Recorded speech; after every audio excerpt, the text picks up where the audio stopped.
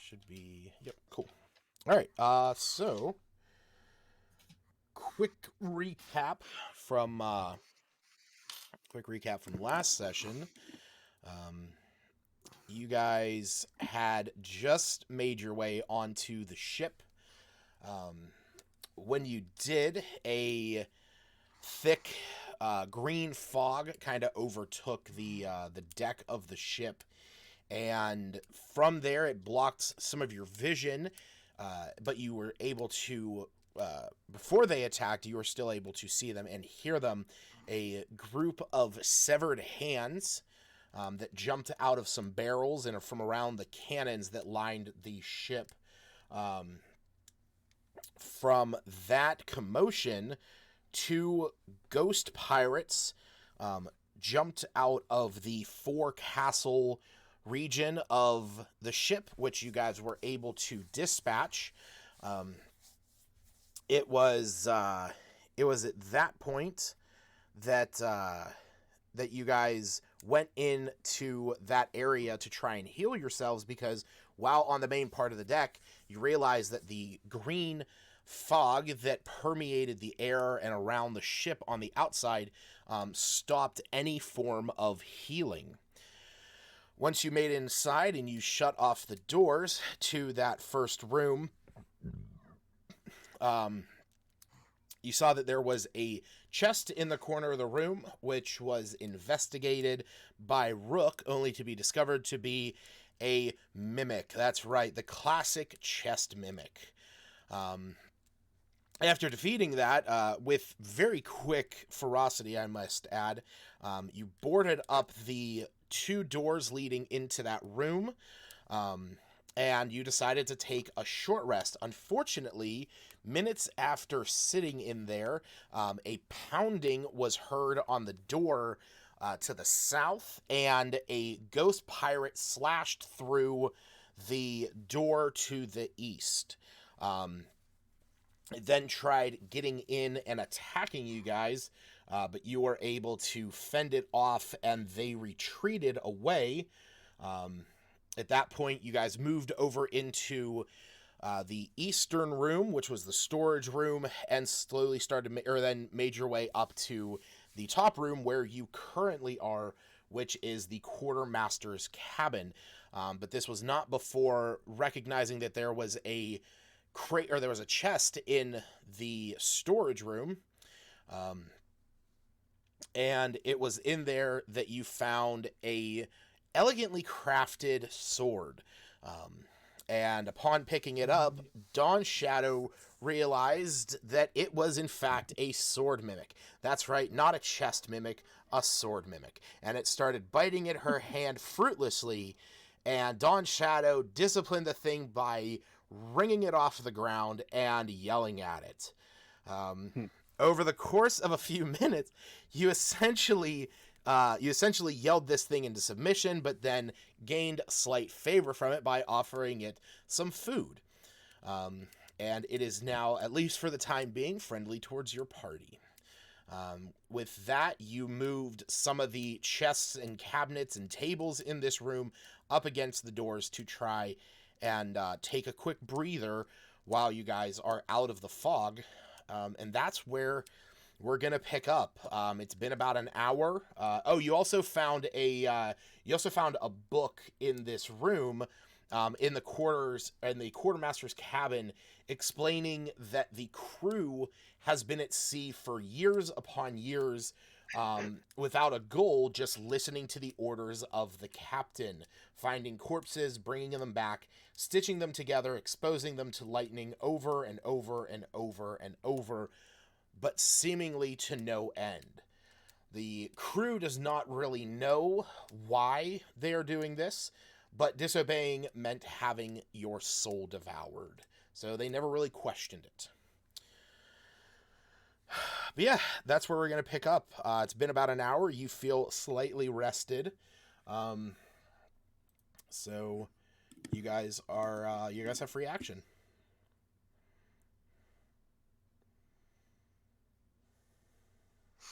All right. Well, we have the way behind us closed off, And since we're all well rested up, shall we unlock the doors in front of us and continue on towards the head of the ship? Do we hear any signs of Nope. For the last hour, things have been skeletons?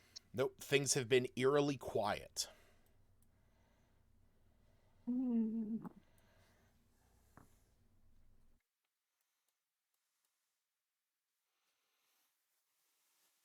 Yeah, I guess we need to move the desk. All right. I won't make you roll for that. With a sliding action, you guys are able to move this desk out of the way. There are two doors leading out of this room. Oh, wrong thing. I will move this little guy over there. As you peer out, Dawn Shadow, I know on the map it's going to look really weird because there's just a picture above that. Yep. But I'm going to move you over to here. As you can see, heading out of this room is the bow of the ship. As you open the door, you can see out. Actually, let me see something here.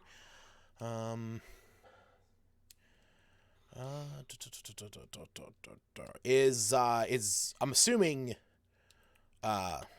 everyone's kind of taking a look out there. Yeah. Okay. Yeah. So yeah, as you guys are taking a look out there, you can see the crashing waves in front of the ship, just out beyond the bow. This bat wing dragon-esque, bat dragon-esque decoration on the front. The wings appear to be made like bat wings. But Tor, something that you notice is that as you peer out there, you see that the eye of this bat dragon statuesque decoration kind of shifts slowly and looks down at all of you.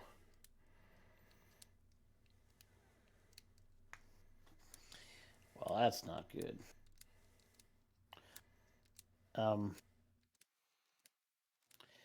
Now, does it appear to be an actual wood carving?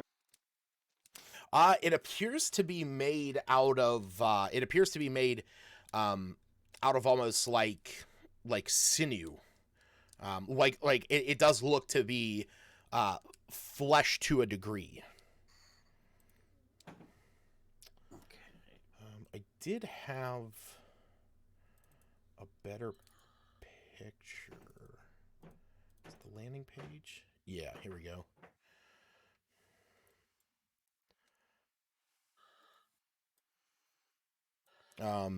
Here, I'll put this in the chat there. That's pretty much what you guys are seeing. Take a look at this. Well, I guess I could have done that as well. No. Say that it's, on the front. Kind of what you guys have already seen, but it does appear to be, from what you're seeing, it does appear to be made out of, actually, as you're looking at it, it appears to be made out of the same material or tissue that the sails are made out of. Oh my goodness.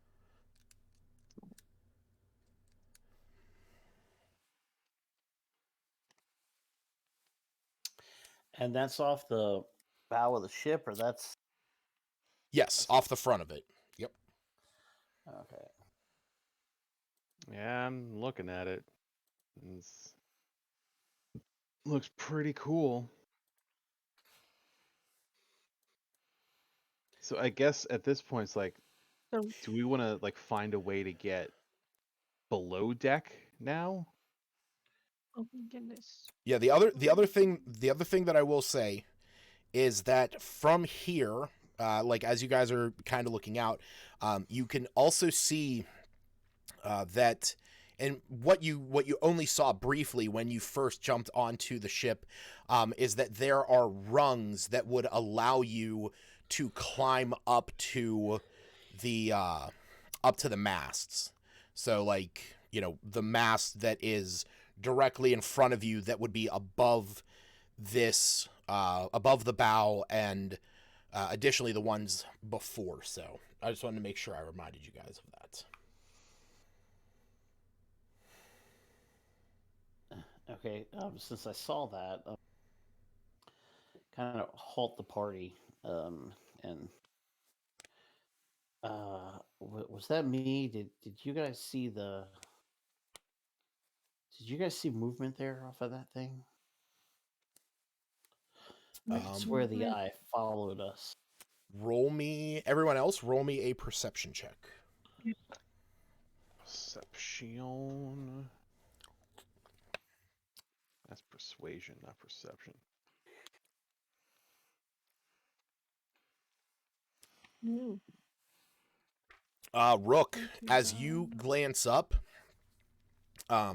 you kind of look at this thing, and it's before, your quick eye goes up, and you can see that its eye does kind of shift momentarily.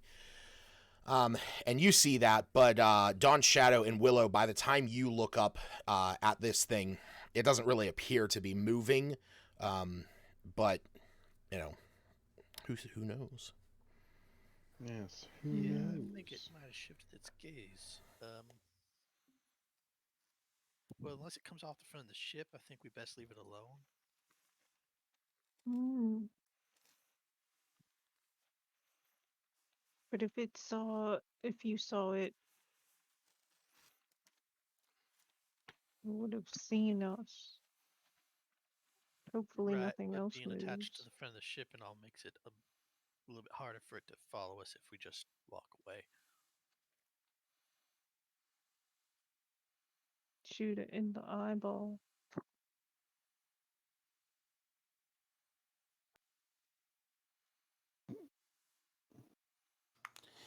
Now, does it appear to be like actually attached to the front of the ship, or Mhm. is it like perched Yeah, it's there? no, it's like the the bow, the like center spire that outstretches from the bow. It's attached to that. Okay. Well,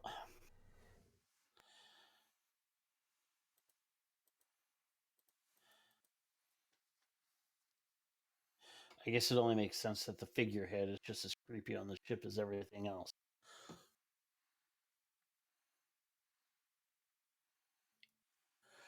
Right, so Be a figurehead mimic. Is it a mimic if it's already a terrifying monster? No.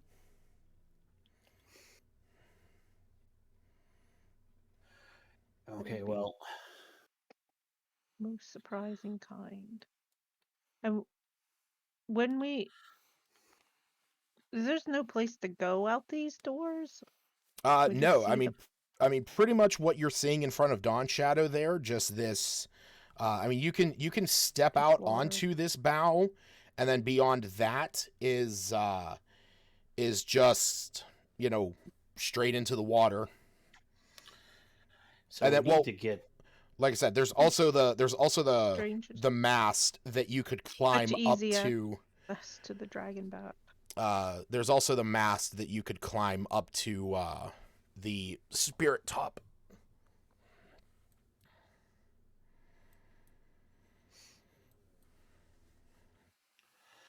I feel like we need to get back, to the back of the ship, to the aft castle.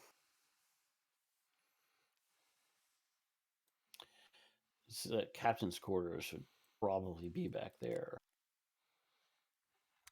As a as a pirate man yourself, your knowledge is correct.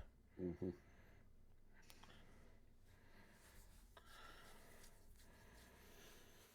So are we able to climb up on Yo ho ho. Let's go. forecastle? If you guys wanted to try and climb up on there, yeah, you would just have to make some athletic checks, because it's just, I mean, it's just about, well, actually, yeah, I would say you just have to make a minor athletics check, because there's a staircase on the other side that leads up to there, but it's about, it's about 5-7 feet up. You Oh, actually, 5. Forecastle is 20 feet up, and main deck is 15 feet up. So there we go. How about that? Look at that. you said last session they're masked with ladders. Yes. Yeah, there's, like I said, with the mast, like- with the mast extending How many out. were there? I just put masked. There is 4 of them. There's the one in the very front, which you can see from where you are at right now. There is the one that is directly above you guys where you are, which is that's the foretop. And then there was the one when you guys first got onto the ship. It was just off to the right, which is the main top. And then there's the one that is above the quarterdeck and in front of the aft castle, which is the mizzen top. Again, sorry, go ahead. So I would defer to Tor. It's like, is there anything, would we benefit from climbing up these masts? Or should we try to find another way below deck? Or do we want to find a way to the captain's quarters? What should we do? Because I know nothing about ships, and I don't know where to go.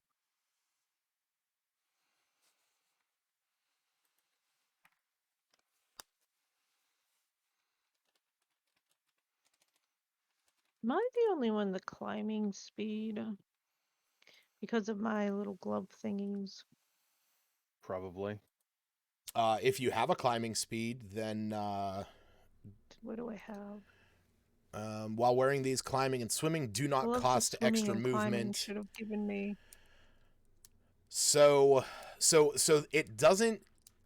So here's the thing. It does not give you a climbing speed, but climbing and swimming don't require extra movement. So normally, if you were trying to climb something, you would be using 2 feet of movement for every 1 foot that you went up. This doesn't make you do that, but it does not give you a climbing speed, because climbing speeds means that you don't have to make the check to climb something. You would still have to make the athletic check to climb something, but I was just thinking. But because the gloves give you a +5 to climb and swim, you would gain that +5 to it. But you just can't, you're not actually just able, you don't gain a climbing speed. Gaining a specific type of speed like swimming or climbing is a different thing than it not requiring the extra movement.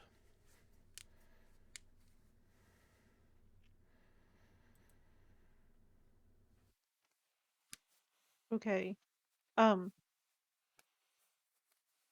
internet's being weird and slowing everyone down, so if I sound way more delayed, just FYI.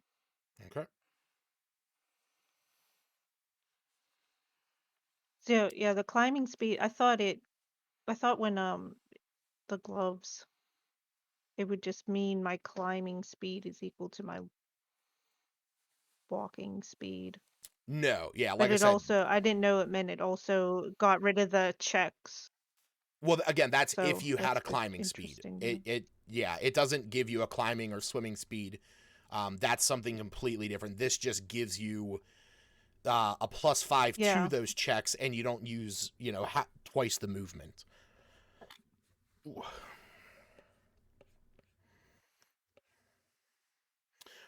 But again, there are pegs, so to climb up there. So it's just like climbing a ladder.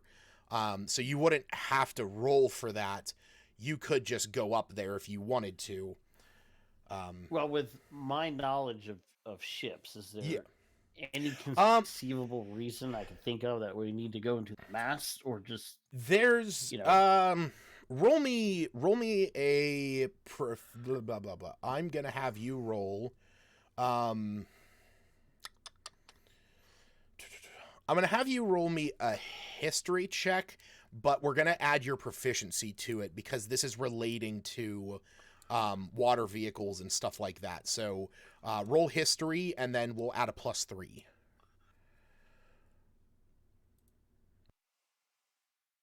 Okay.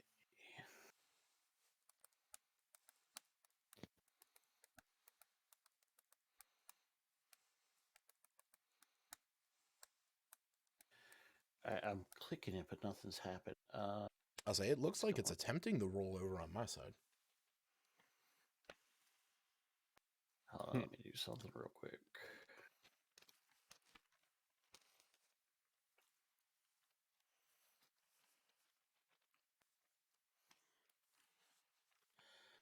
I actually never closed out D&D Beyond from the last sessions. Oh shit! It might need to just be. I'm just reopening it. Yeah.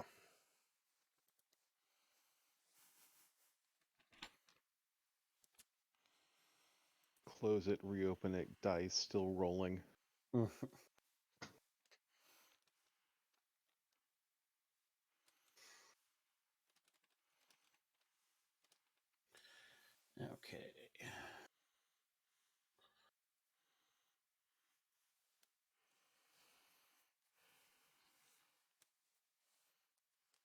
There we go.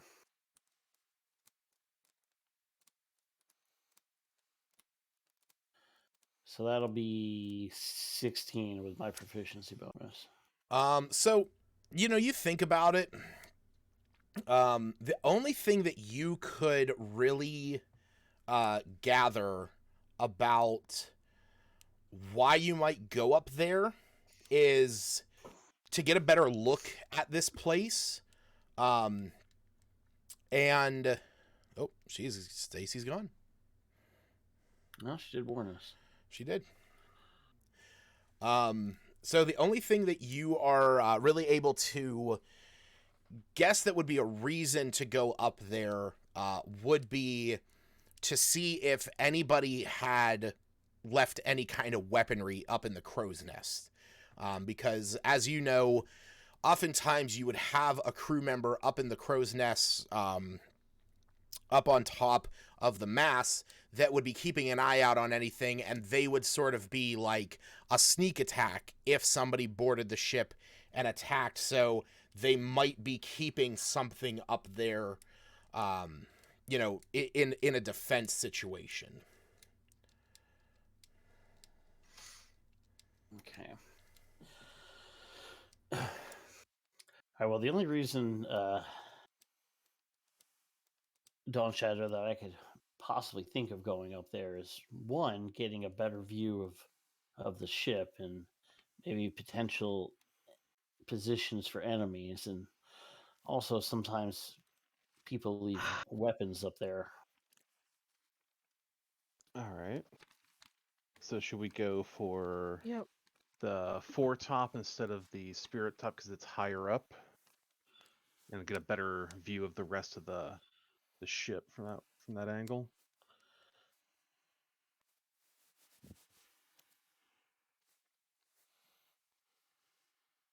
All right. Well, I mean, I could definitely climb up to the. Well, did you say with the pegs we don't even need to make a athletics check, or? Yeah, to climb the actual mast itself, you would not have to make any check, because it's just a ladder.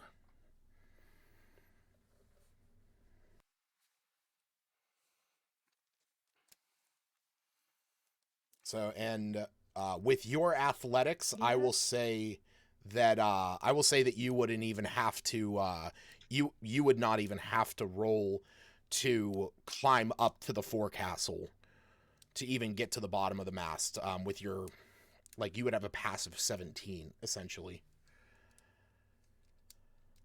Okay. Now, is there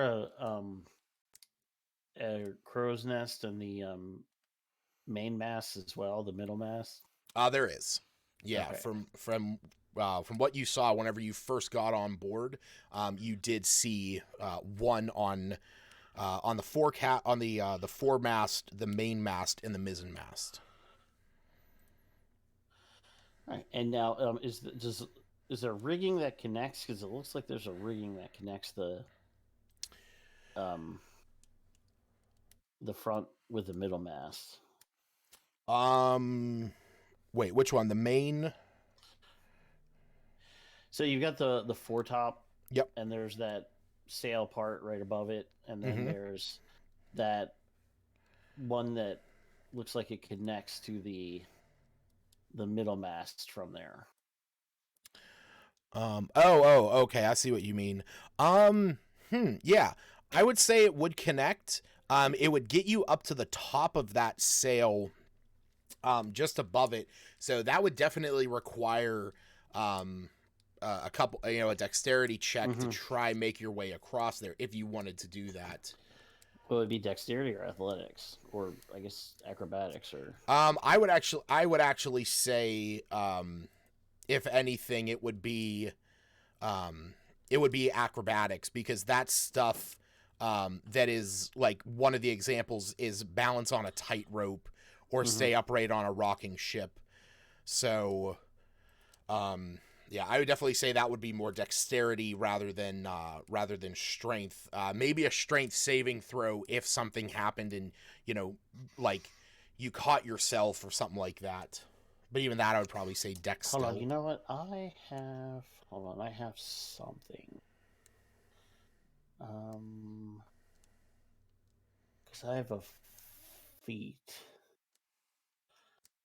What the fuck is it? You do? Athlete. Yep. Climbing doesn't cost extra movement. You can make a running long jump. A running jump. Yep. Okay. So yeah, I would. You know what? I'm thinking of a different game system to replace. For some reason, I was thinking that with an athlete, you could make athletics or acrobatics checks with athletics. But I think I'm thinking of something from the other gaming system. So, from Gotcha. Savage Worlds. Okay, so let's go ahead, I guess, and see about scoping out the ship from the foretop. Okay. Climb up there, do a perception check. Okay. Yeah. I don't imagine that it's going to accommodate the party. Yeah. As somebody who is knowledgeable about ships, that it's pretty much just going to be big enough up there for one person for the most part. All right. So while he is heading up there, is anyone climbing up onto the forecastle with him underneath the mast? That's gonna be a hard pass from me. Why is that? Because I'm wearing full plate and that's over open water. No, you would just be climbing right up here if you wanted to do that. Oh, all right. You're sure, thinking why of not? Oh yeah, you're thinking of heading up over the Spirit. Sprite top. Yeah. Is it Sprite? Oh, you're right. It is Sprite. Sorry, I thought I was reading that Spirit. Yeah. So anyone who does wish to climb up there, to be underneath the forecast, or to be up on the forecastle, go ahead and roll me an athletics check. Yeah. Right. Toward if I aid them because I can get up there easily enough, and you said it was how high up? Oh, it's like 5 feet. Right. So you need me to roll so for it? I No, got a you- 6. Yeah, you don't have to roll. Oh, okay. So if you know what, I'll say with what Dawn Shadow rolled, if the two of you want to head up there, you could help Willow and Rook both up. Yeah. Oh, I was. Yeah, so that wouldn't be an issue at all. Because I'll say if you want to roll, Willow, you're more than welcome to. That's athletics. It is, but keep in mind you have a +5 when you're climbing.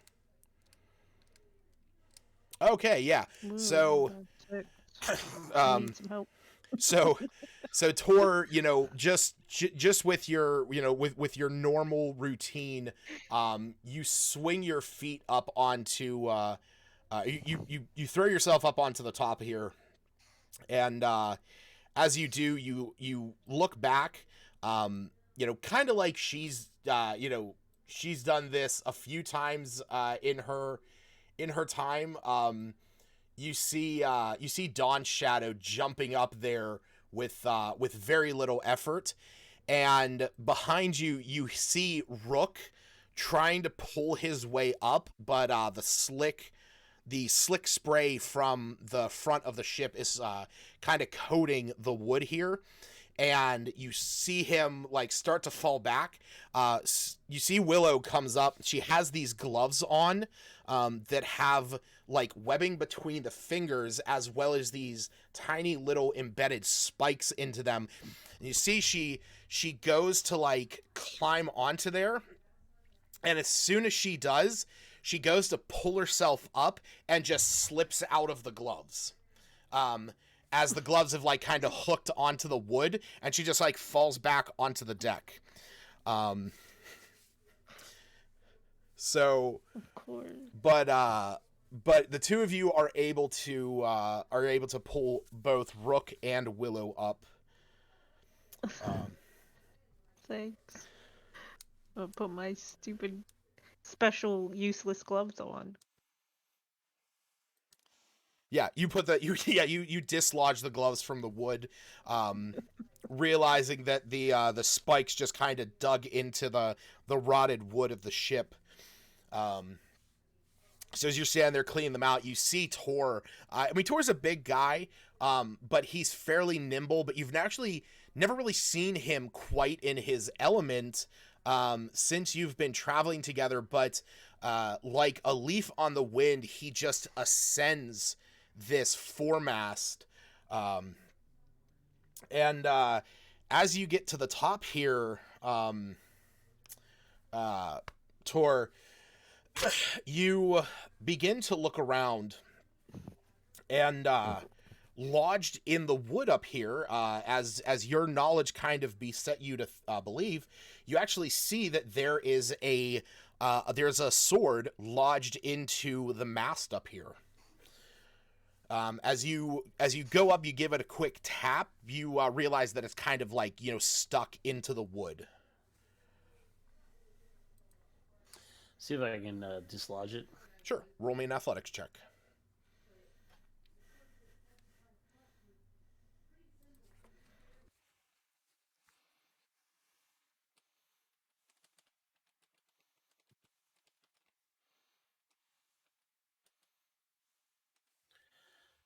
$23. Oh yeah. With the finesse of a man who has dislodged many a blades from the sides of ships, you give this a hearty tap, and you pull it out. And as you do, the blade gives off an almost ethereal kind of wisp to it that with the flick of the wrist, it kind of has like a trailing blue glow.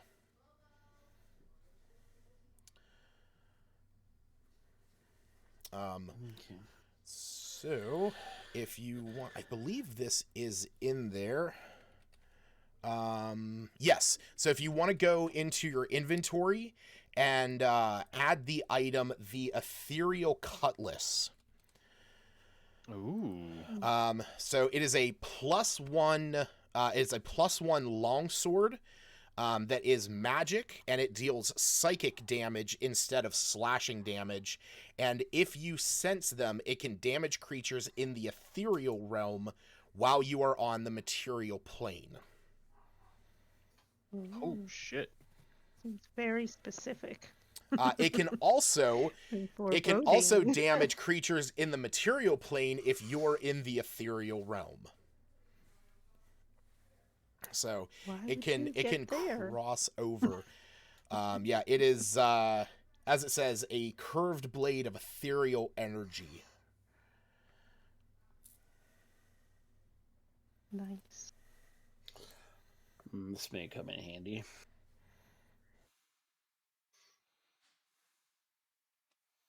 I was gonna say earlier that Willow would volunteer to climb up somewhere, but maybe not so much after she Yeah. couldn't even climb up the forecastle. I look up there. It's like, are you sure it's not a mimic? Try slapping it around a little bit. Make sure it doesn't try It to doesn't bite ya. show it So who's boss. far, no problems. Cool. Go ahead and make a perception check to scope out the rest of the ship. All right, yeah, good. Are you doing that? Or are you telling me to do that? Oh, I'm doing that from Okay. vantage point. The way you Andrew, worded that. Yeah, come on, the way- Andrew. Do it. Do it. Perception Do it. check. 24. Yeah, actually, as you look across the Nothing. ship, Nothing. A lot of water. What happened wait, to what the did fog? what did you? Oh, 24. I saw Andrews.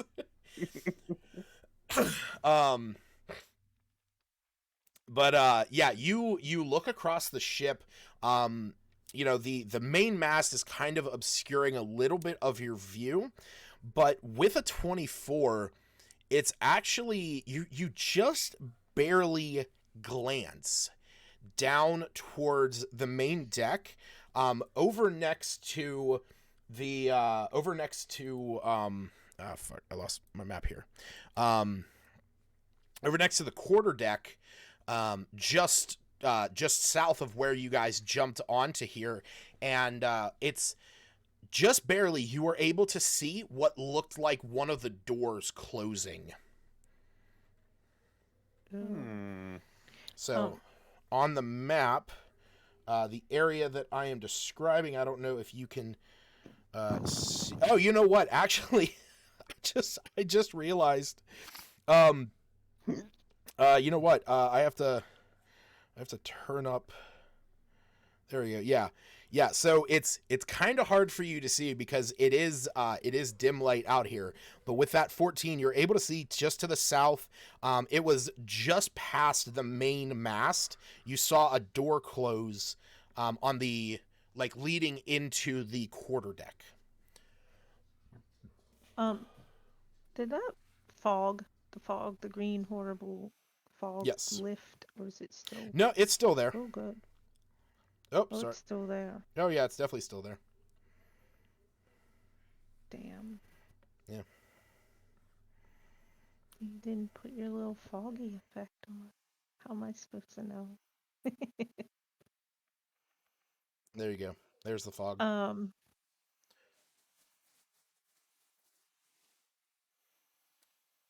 Yeah, Willow's gonna be a little wary for those stupid hands that tried to get her. They actually caused her more harm than We might actually want to head up anything else to so the top far. to stay out of the fog while we cross back over the ship.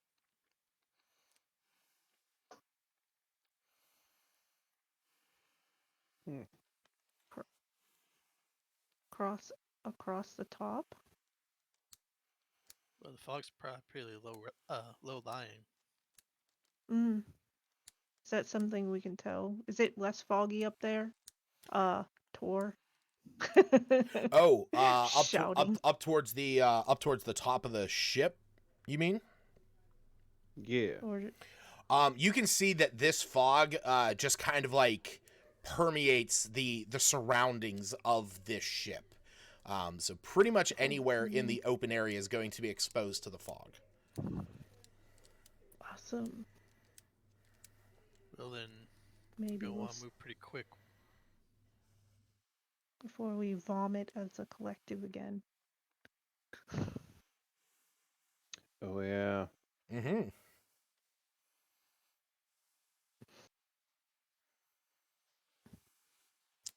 Right. Forgot about that. Yeah.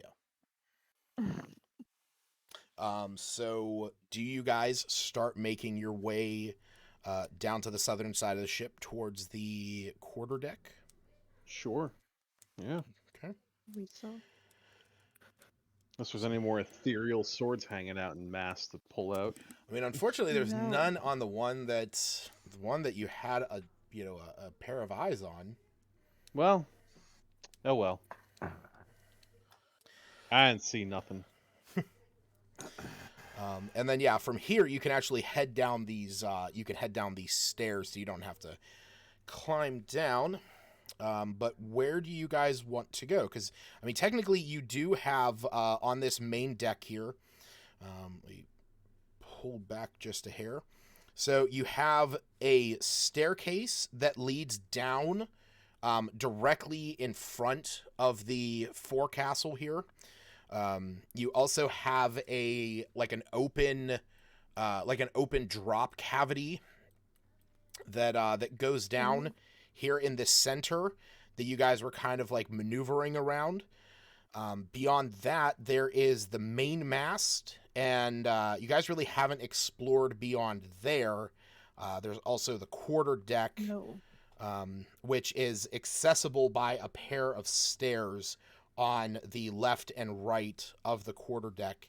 And then to the top of that is the aft castle, where the in that original picture that I showed you, the landing page here, is where you can see in the bottom right corner those kind of stony literal castles attached to the aft castle. That's crazy. Kind of I want want to to go check see a that ship out. like that. So, and there's also basically where Tor was seeing was on this front side, just below the main mast. Obviously, on the map you can see the staircase that goes down, but it was a door in this area that he saw close. So we want to head that way. Go investigate what fuckery may be afoot over there. Because we know that Yeah. we know that when we were trying to get some rest, there were more of those phantom ghost people trying to get in, and Yeah, and where they just left. so they might either be below deck or fucking around somewhere else. Who knows? Only one way to find out, and that's to go investigate. Actually, I think Willow would want to. Oh, who's doing the green? That was me. I would say Willow would want to So- peer down there. So I know Dawn Shadow has her sword, but since I can't really use that ethereal cutlass, is that something that she would be interested in? Oh, absolutely. seems Love very long. handy. I love long swords. Not gonna lie, love them. They're great. Right? I'm currently collecting a Yeah. plethora of Yeah, them. really. Yes, this Yeah. will be your third. You got yourself a It's like just bitey one. basically be The Witcher, which is a bunch of long swords on my back. That's true. Yeah, because yeah. I don't know about monk weapons, but for Kensei, I have to use my great club or my boomerang. Yeah, So- it wouldn't be until you reached oh fuck, what level do you get more of them? I think it at oh yeah, it would have been at 6th level actually. Oh, it's you get the next one at 11. Yeah. Cuz you get to add Kensei weapons along the way. But yeah, if you're handing that over to Dawn Shadow, yeah, I'm gonna. cool. Is it something that I can actually move from my inventory to her? Or do you move? Unfortunately not. So No. Andrew, just go ahead and go into your inventory and add the ethereal cutlass. Go Okay. ahead That and- is actually something though that that is in the process with D&D Beyond. Yep. That if you're in the same campaign with somebody, being able to move equipment from player to player. The only thing that they recently updated was the ability to move it between like different inventories that you have, like a bag of holding, your inventory pack. Yeah, and I stuff can like put that. in my backpack or my. Right. Mm, Oh, Yeah. it's blue. Yes. Is Yep. this something? Is this something I have to attune? It No, doesn't no. look Blue like just it means now, that it's rare. Ah, okay. Yeah, that's all. that's nice. but So- in my hands it was a plus 5 to damage. So I imagine it might be more in yours. No, What do I do? Just delete it? Yeah, you can just remove it from yours. So just hit delete Okay. on it. it's D8 plus 4. No big difference. Yeah, its damage at least is going to be the same as your Stargazer. The main difference is that it deals psychic damage instead of dealing the slashing damage that your Stargazer does. So if you are fighting something that appears to be resistant to your Stargazer, since it is not technically a magical weapon, and if it has resistance, that one would come in handy. Ah, so it's like if I fight myself. Correct. All right, good to know. Yeah. Good to When know. would that happen? Plus, if you're also fighting somebody that, Yes. decides to cast etherealness, you could still fight them because the sword can sense where they are. Oh, Seems. Yes. cool. Very specific.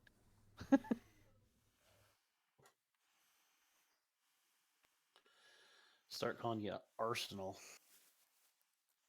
Yeah. Long sword Jack. All right. So are you guys heading down across the deck? Yeah. Yeah. Cool. Ouch.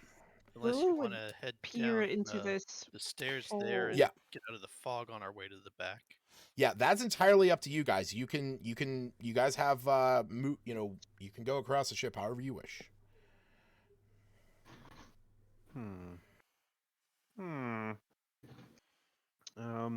Well, Tor, you can tightrope walk over there. I don't have sea legs, so I'm just gonna kind of wobble my way across the deck. Actually, I was looking. I think what I can do. Did I read that right? So anytime you want to stop me, and be like, "Hey, you stepped in my trap," get sprung on by a bunch of ghost pirates. I know. You're not checking for traps and Um, nothing. Yeah, you're heading down across the deck, and like I said, it's kind of like eerily quiet up here. There's not really, you hear the splashing of the waves. You're feeling the rock of the ship. You do, as you step down, you do get about here, and I do need you to roll me a Constitution Oh. save. Yep, there it is. Same with Willow. Yay. Oh My yeah, question there it Get is. down in the big hole There it yet. is. Oh. Mm-hmm. Same deal. I'm sick. Fun. Oh, good. I think I'm okay Oh yeah. somehow. So What's you're all the- gonna have to make the check. So you might. What's as well the go ahead and regular roll. jump distance? So the normal jump distance, because this is something that I do keep on my DM screen, is Rook, you get a +2 to that because you're next to me. I don't have it on there, motherfucker. Here it is. So jump. Are you doing a long jump or a what are you trying to do? Are you trying to jump across something? Yeah, it would be like I guess a long jump because I can do step of the wind, which doubles my jump distance. Okay, on that so turn. so when you make a long jump, you can cover a number of feet up to your strength score, which is 19. If you move at least 10 feet on foot immediately beforehand, when making a standing long jump, you can jump half of that.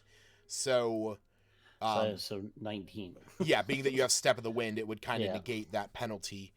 So we'll just round up to 20 because, I mean, 19 is 20, which would be 4 squares. 19 is 20.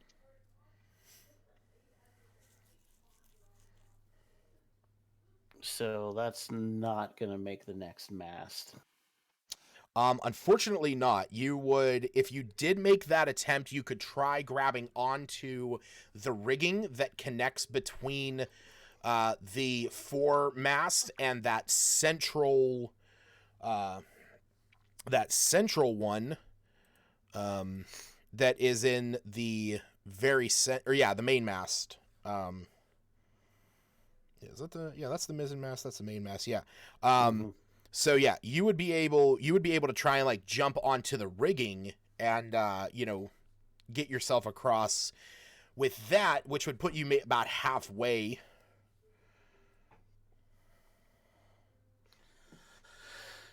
Just grab a rope and aeroplane that shit. There is a rope up there.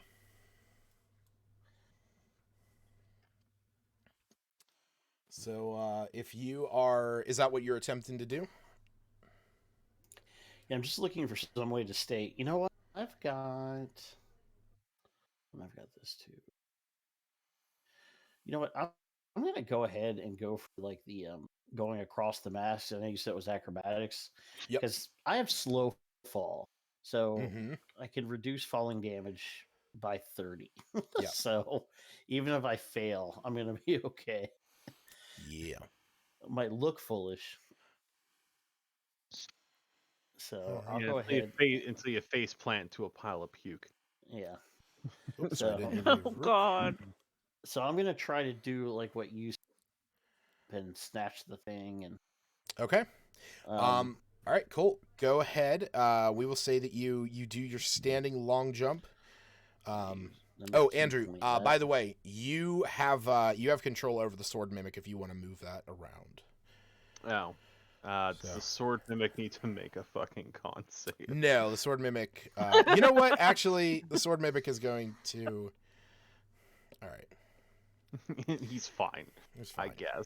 Yeah. All right. So can I move or do I have to make? Yeah.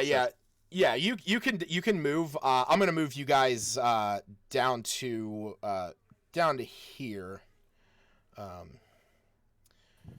Anyway, but we're gonna see Hey, no. what. I wanted to investigate down that hole. Oh, okay. I wanted to look down there. Okay. Look down the hole. Well, Tor, go ahead. So what we're gonna do is, Tor, I'm gonna need you to make an acrobatics check. I'm also gonna need you to make a con save. Oh, I was hoping I was going to be avoiding. No, unfortunately, if you are since you are you're swinging through the fog. Not swinging, but you said that I Yeah, could yeah, try to like, long you're- jump and get the mast. Yeah, you're grabbing onto that rigging. And then 'cause I thought that was above the fog. it's the fog still kind of permeates the entire area. Okay, well, So, yeah, it's pretty that much kind of any. defeats the. I mean, really, there's no reason. Like, I was trying to avoid the fog. Oh, gotcha, If that's not going to gotcha. avoid the fog, then I'll just do it normal. Okay, all right, that's fine. Then you can. But what I'll do is I will, instead of long jumping, I'll just use the shit, where'd my brain go? The step of the wind to just dash it. Oh, gotcha. Okay. Yeah. Then you What's are. that, 90 feet? Yeah. What's dash, double? Well, I mean, to dash would be anytime that you dash, you are able to move your movement speed again, but you can use Step of the Wind to dash as a bonus action. So essentially, you'd be able to move 135 feet. So if you are moving that quick, I'm actually going to say that, yeah, that is fast enough that I'm not going to have you affected by the fog, because you are moving fast enough that it is not like getting down into your lungs as you move across the main concentrated area. Somehow breathing clean air. So, all right. Do I move fast enough that it makes a break in the fog? For Yeah, them to enter? there's like this wake behind you, as these swirls kind of permeate through it. So, but what we have going on here, Willow, I need you to roll me an investigation check as you peer down into here. Oh, Christ almighty. Is there Apparently, say I about just- curiosity. Oh yeah. Well, my investigation passive's 12. Is that I mean- right? Yeah. I have an idea of why it is that way. What? Why is yeah. it a 12? Huh? Or No. Why it's a my why- passive investigation? I know what your passive is, but I did specifically ask for the roll, and you did get a nat 1. So Okay. You've Basically- ignored that before 'cause it's passive. basically what happens is, as you peer down, you all head down these stairs, and you decide you want to peer down in. As you do, there's no sound coming from under there. You're not able to hear anything. You see a quick glint of light in there. But it's as soon as you do, you can see Dawn Shadow and Rook. They're over on the other side as they're running across. They get about halfway through the ship, and you just hear this this vomiting, retching sound, as you've covered your mouth in order to avoid the fog getting into your throat. But it's as you're glancing up, looking at them, seeing that they're throwing up, you kind of get spun around a bit, because Tor runs past you faster than you have ever seen him move, as he creates this cavity through the fog that you're able to move through if you want to get down there without having to make an additional check. What if I want to go down? No. If you want to move across the deck of the I'm s- ship without making an additional check. Okay. Because he's kind of created like suppose. this like wake where there is no fog that you could move through. And avoid looking and ignore my passive for the first time ever. Yes, and there is a very specific reason for it. So here's So the I thing. either- Here's the thing. Normally, I have no issue doing that when it's passive perception, but you're actively looking down into an area of darkness with heavy fog. When you are in heavy fog, and I asked for an active roll, and you did roll a 1, so that 1 is going to supersede your passive. If you had rolled a 2, I'm not lying. If you had rolled a 2, I would have gone with your passive. But you rolled a crit fail on that, so yeah. Unfortunately, with that, I'm going to over. Supposed to be critical fail. I know, but again, check. it's there Anyhow. because of the situation as I'll it run is. down. So. Didn't mean to move you. All right. So, as you guys make your way across the main deck, you can see on this section heading up onto the quarter deck. Like I said, there is staircases that lead up to the next section, which again is about 5 feet up. I gotta move the map here. Which is about 5 feet up, and then there's also a door that leads into the quarterdeck here. There's also one on this side and one on this side.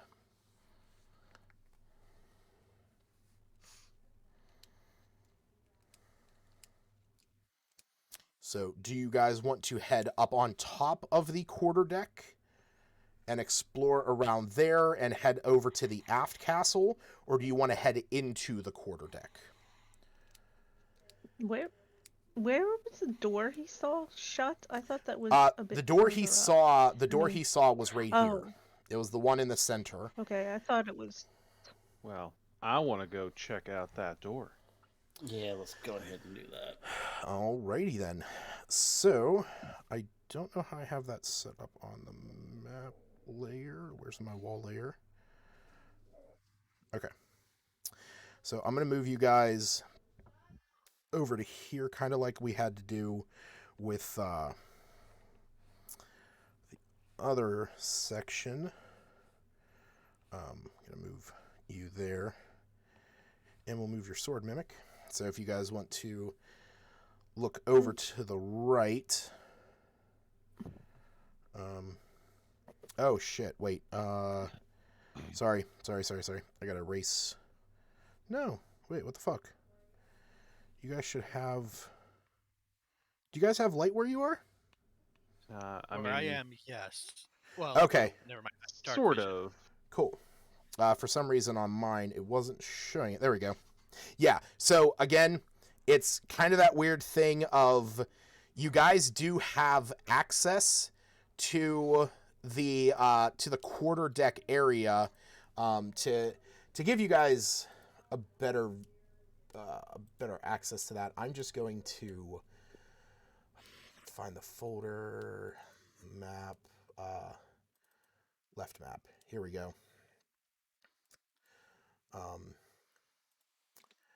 We need to open with paint.net. Mm,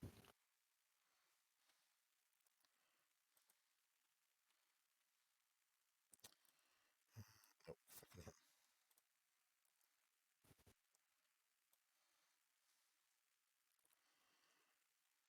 Okay. So I'm gonna No. post this in the chat there. This is what you guys. You're still technically on that main part, but because of the way that the map is divided up, I just have to move you over to the right there. Okay. So.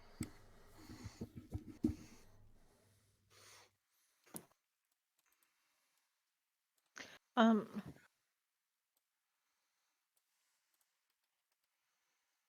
So. Shit. I don't know where we're at. Well, there is a door directly in front of Dawn Shadow and Tor. So. Can I check to see if it's just like jiggle the handle, see if it's locked? It is not locked. But what are you gonna say, Stacy? Oh, this stupid little sword. I keep grabbing it. I think it's part of the map for some reason. Oh. I was gonna say, can she have like fire bolt? Does she even have ready in case she sees some creature? Yeah. So you are actively going to start casting Firebolt. So as you're heading as you know everyone else, as you're starting to head up here, you just hear this whoosh noise from behind you as you glance over your shoulder and you see that Willow has a mote of fire in her hand Yeah. that she is Especially preparing. if there are any more floor creatures. All right. Yeah, I'll Um. draw my packed weapon. Okay. So, yeah, And, like and I I'll s- just Mhm. do the reminder. I have a club of surprise me.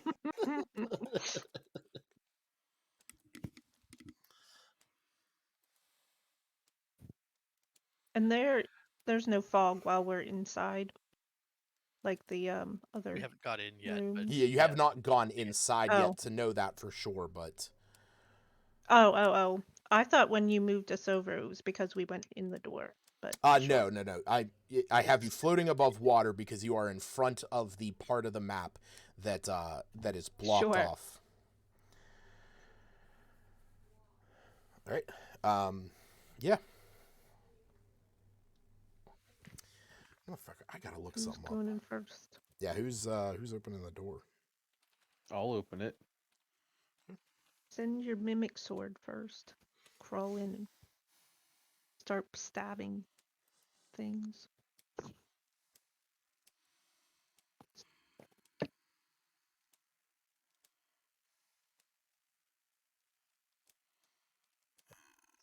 Yeah. What's behind door number 1? It's not specified. Yeah. Okay. Yeah. This is how I think I'm going to handle it going forward, because that great club of warning, it is definitely going to be beneficial for you. Son of a bitch. Has been so far. So I far. know. All right. I feel So like it was, and I knew when I took it, I said, I feel like this is the one thing that I can take that's really gonna piss Lucas off. yeah, and it's like the thing is like the one thing that at least it's kind of like, not hyper specific on is it's just like, the flavor is the magic weapon warns you of danger, and then the mechanical advantages are you have advantage on initiatives, you and your companions within 30 feet can't be surprised, except when incapacitated by something other than non-magical sleep, and it awakens you and your companions. It'll wake you up. Right. So it's like, it's not sting, but it's definitely like a spidey sense. It's not a British singer? It's not a British singer, right? Who does tantric sex things. I was gonna say wrestler. Oh yeah. Affinity for the crow. I guess he is also.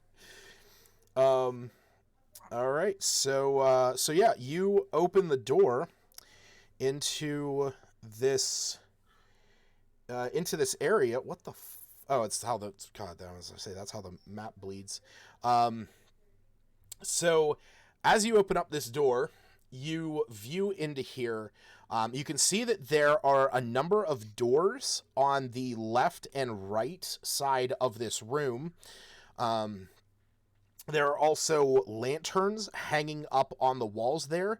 In the center of the room, though, kind of the main fixture point of this area is that there is a couple chairs and a couch and some tables, but there is a fountain in the center of the room that appears to be filled with a red viscous liquid.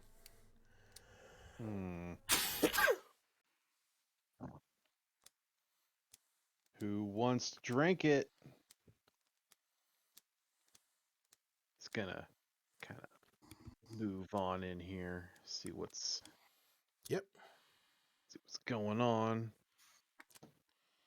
Like, ooh. I think I'm gonna pass on that beverage. Yeah, I don't think that's really gonna benefit anyone's health here. So everyone give me a perception check. Oh, yeah, I was gonna ask, mean, does it I'll give you one. look or smell like anything? You're not gonna we like it, but I can recognize? give you one. Perception. Mm-hmm.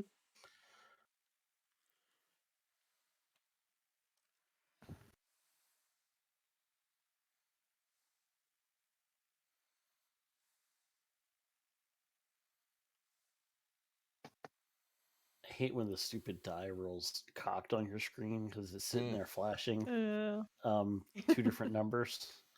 Of course, it was flashing 6 and 9. All right. So as Dawn Shadow and Rook step into this room, seemingly first, then followed by Tor and Willow. You see this giant fountain in the center of the room. Willow and Tor, the two of you are able to see that there appears to be almost tubes running up from a like a cage door in the center of this room that goes down below deck. That these tubes are leading up to this fountain. I'm gonna turn off that weather because it's not necessary now. But as the two of you take note of this, and you see it, it's at that point that the door behind you shuts, and you, Willow, you glance up quickly enough to see this, and Tor, your weapon begins to vibrate as you feel the presence of an attack coming from directly above you, as the two of you both glance up and see that there are creatures clung to the ceiling above you that are now descending upon the two of you as the doors to this room kick open with ghostly pirates standing behind them, bursting their way out. Everyone roll initiative. Great. Did my firebolt not shoot somebody? No, you are going to get that on the first round, like before everything starts. That'll technically be what would have been their surprise. Oh God, my app crashed. That technically would have been their surprise round, had Tor not, Got that magic item. Yeah. Beautiful club. So we got 13. We got Rook with a 5. Willow I got a with a 9. 10. And Tor with a 10.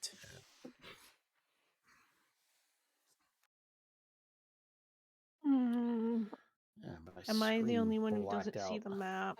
Yeah, my Okay. screen blacked Yeah, out. sorry, I His gotta app hold on. crashed, though. Hold on. Yeah, my app crashed. Yeah, So you there. said. Is that better? I was impatient. You might have to reload the page. Reload. It's Loading map working. resources.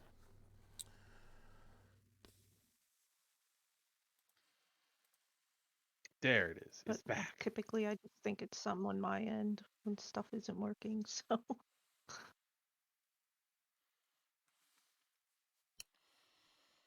All right. I guess the sword. Well, the sword mimic gets its command from Dawn Shadow, so they will share an initiative.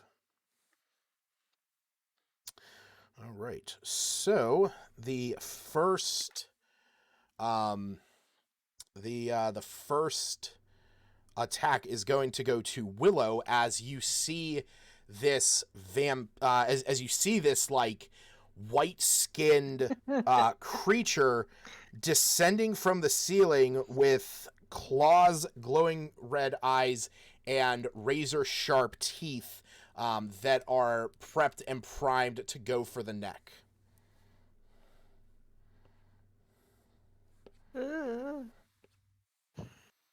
Welcome to the vampire ship. yay. So I don't know which one she would have seen first. I guess the one Whoever above her, I closest, imagine. I guess. Yeah, probably. The one she looks like she's standing on. Yeah, the one that is directly above her. So go ahead and roll that attack. Mouse, quit getting lost. Cool. That seems high enough. 24. Yeah, that hits. Go ahead and roll the attack. Oop, did not mean to move you. Or yeah, the damage. All right. Bing. Oh, but that's not my turn in initiative. I was gonna say, can I move? But Yeah, that's no, just you the get initial that, like, reaction. yeah, you get Yeah, that no, that attack, and that's I it. understand. Um, yeah, that's what I thought. Okay. All right.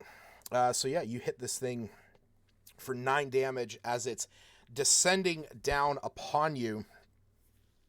As it is, though, it is going to try and bite at you. That is a Oh, hit. can she become a vampire? I mean, that's a thing, but not specifically Oh in this particular no. moment. So as this creature descends down upon you, it grabs onto you. Sorry, I had my mic muted. Is it too late to impose disadvantage on this attack? No, it is not. All right. I'll use my... Well, it disadvantage was imposed, but unfortunately, with Willow only having an 11 AC. there's not much I can do about that. Yeah, you try to get your shield up in between there. It's like, But- nah, man, that fucking Yeah. artery, it's too goddamn juicy. Willow, you need to stop having so much blood in you. She She's working comes on it. down. I think I that think they're working on that.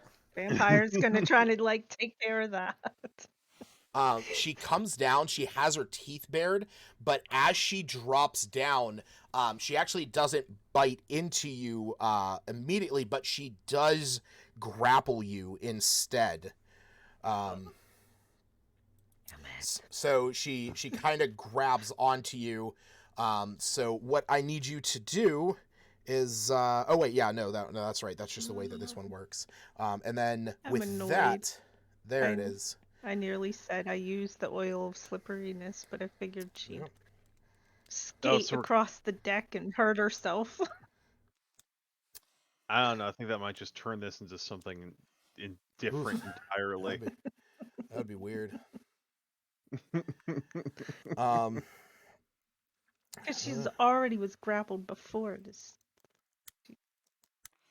Yeah, Anyhow. so with that, she comes down and she grapples you. So you are currently grappled.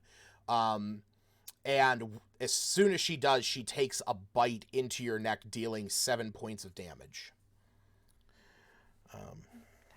With an additional 3 points of necrotic.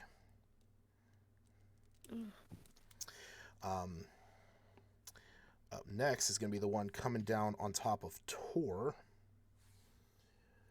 Which... Oh, man, we all rolled shitty for initiative. We're going all last. Yeah. Oh, it was yeah. pretty bad. But you see this one, as it comes down, like, Tor really doesn't even move, but Tor's standing there, his weapon goes off in his hand, he gets this sense, and just kind of, like, slightly shifts to the left, and this vampiric thrall just hits the ground, and just... listed slightly to the Yeah, left. yeah, just kind of comes back up a bit, and is dazed in the moment. With that, though... I didn't have to roll something against the grapple, or is that after? No, so basically the way that vampire spawns work is that when it uses its claw attack, instead of dealing damage, I can just grapple you. So, because it can only bite a that's creature nice. once it's grappled. Ooh. So you are currently grappled, but and you also got bit. So there you go. But we got we got one of the ghost pirates coming out. You see that it's like running up, taking its blade, trying to get to some of you. But you see that it just goes up and it kicks the sword mimic on the ground. You son of a bitch. Yeah, you see the sword mimic just kind of like bounces across the floor.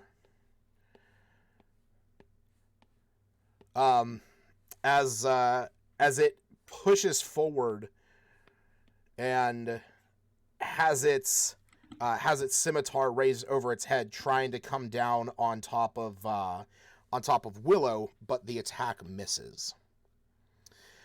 This one, as the door is opened next to Tor, he is going to try and get at him. I know that misses, and that misses as well, as Tor is just deftly flailing or shifting out of the way.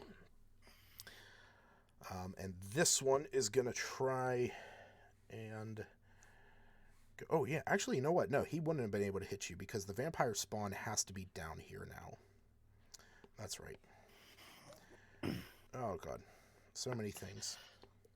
Tor just mocks them.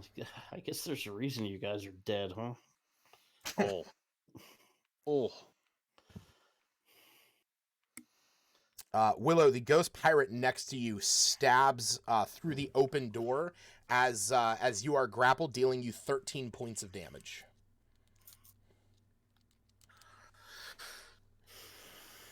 All right, Dawn Shadow, it is your turn. The room has kind of exploded into chaos as you guys are pressed up against this door with these two vampiric spawns that have fallen from the ceiling and ghost pirates descending out of the rooms around you.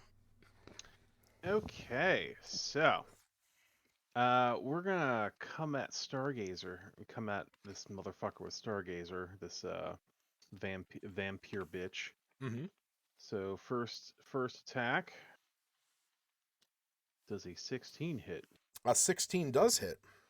Ooh. Second attack coming in. How about a 9? A 9 unfortunately misses.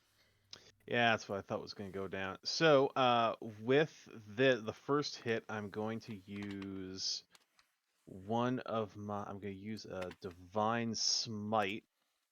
Hit this bitch with a bunch of extra damage. Just going to use a single spell slot on that. Okay. Let's see here. What's that do? So it does the normal damage, Mm-hmm. which is fucking underwhelming. Ooh. But it deals an extra 2d8. Yeah. Actually, it deals an extra 3d8 because this is undead. Oh. As it Alright. deals an extra d8 against undead or fiends.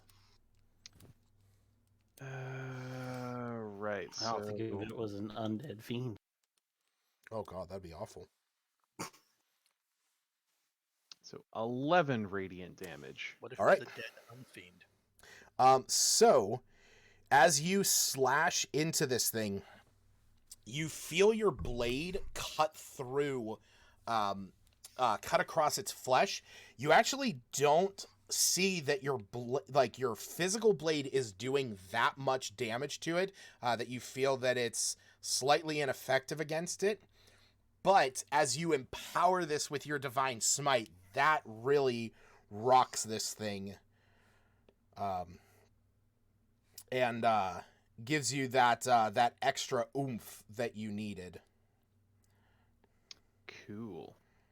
Alright, I'm trying to see how to make Schwarzwald attack. How the fuck does it do this? What is this? Oh, the short sword. Or the sword. Yeah, basically all you have to do is +6 to hit. yep. Alright. Let's see here. D20 plus. I'll say actually if you want to, you can go you can just do your unarmed strike and it'll do the same thing for the to hit. So I got 25 to hit. We're attacking G2. Okay. So 25 and it does 1d8 plus 4 damage. I'm guessing a 25 hits it. Oh yeah, absolutely. Yes. Now, are you doing the pseudopod or are you doing the bite? Probably do the bite. Okay. Because that's more. Right. Yeah, that one's 2d8 plus 4. Alright. D8 plus 5. 8. 3, 4. Again, very underwhelming damage. That's not what I'm here for. All right. 8 points.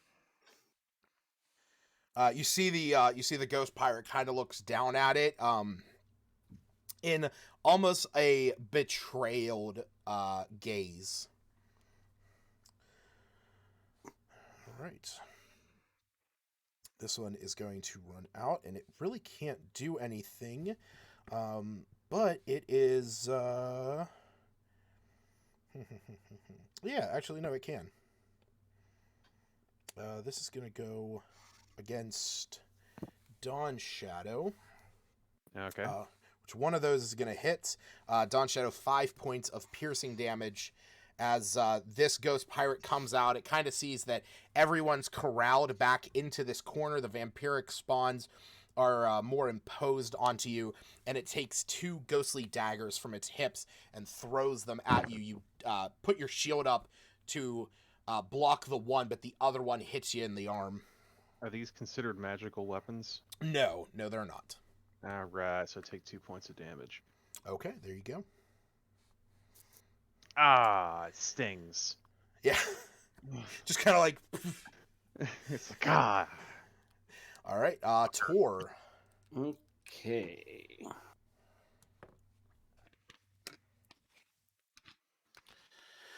So I'm going to go ahead and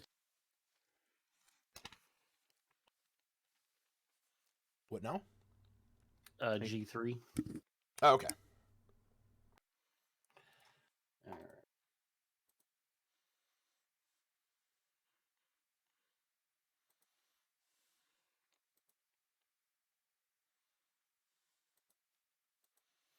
Oh, that's going to be bad.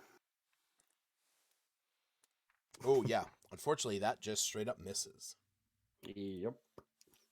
And second attack. It's actually the total opposite of what I wanted it to roll. Yeah, I imagine so. Mm. That's slightly better. Yeah, that definitely hits. Okay.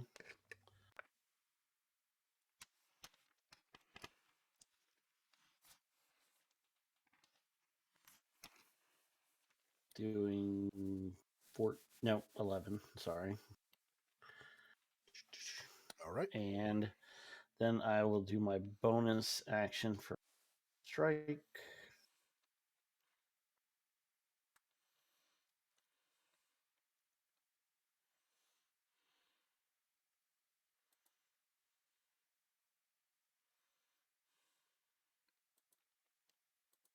Ah, you fucking bitch. It's sitting there flashing 20 and Oh, so okay, well that though does give me my what the hell is it? My agile parry, so my AC is up by 2 now. okay. And that's my turn. Alrighty then. Willow. You are grappled by this vampiric spawn, and there is a ghost next to you that is trying to stab you in the gizzard.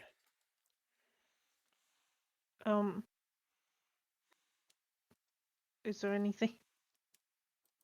Do I have to try to break the grapple to do anything? Like, I mean, you don't have to technically break the grapple. While you are grappled, you cannot move. And that's pretty much it. Like, you're just held in place. So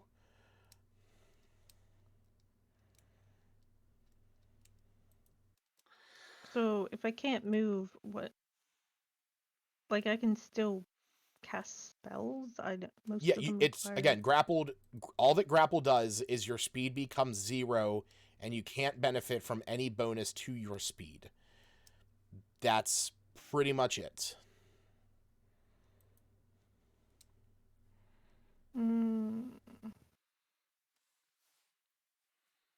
I'm gonna take my greater potion of healing. Assume Okay. there's no fog in here. No, there is not. I mean, that's the only clue she had that thing. Why does it have charges? It's weird.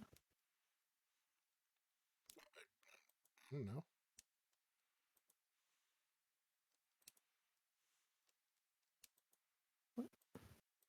to show that it's used. 4d4 plus 4. Mm-hmm.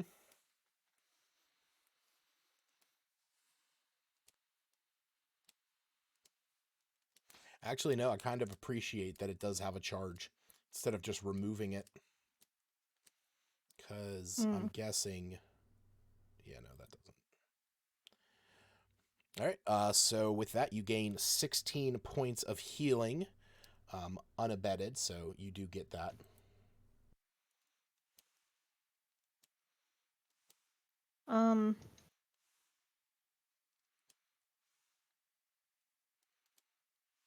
Witch bolt. No, wait.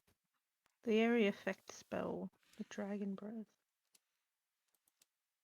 Is a bonus action, which you just used to It's drink your bonus. potion. Witch bolt.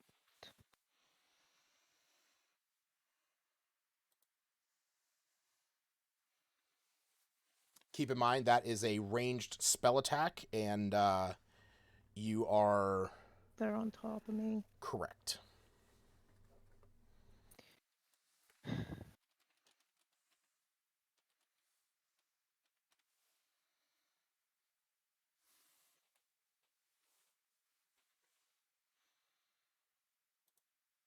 All my stuff's ranged.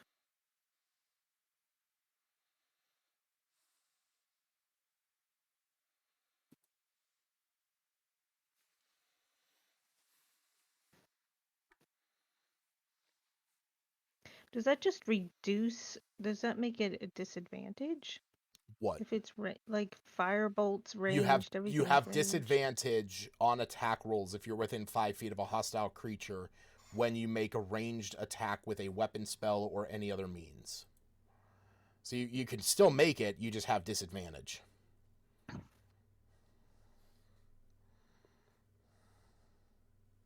I can balance that out though with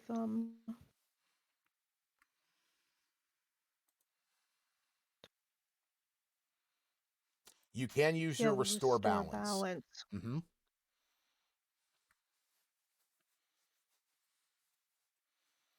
Things freaking ranged.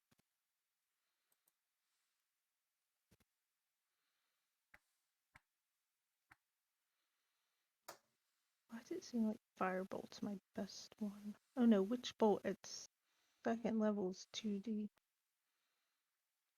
I mean, arguably one is a cantrip and one is a leveled spell.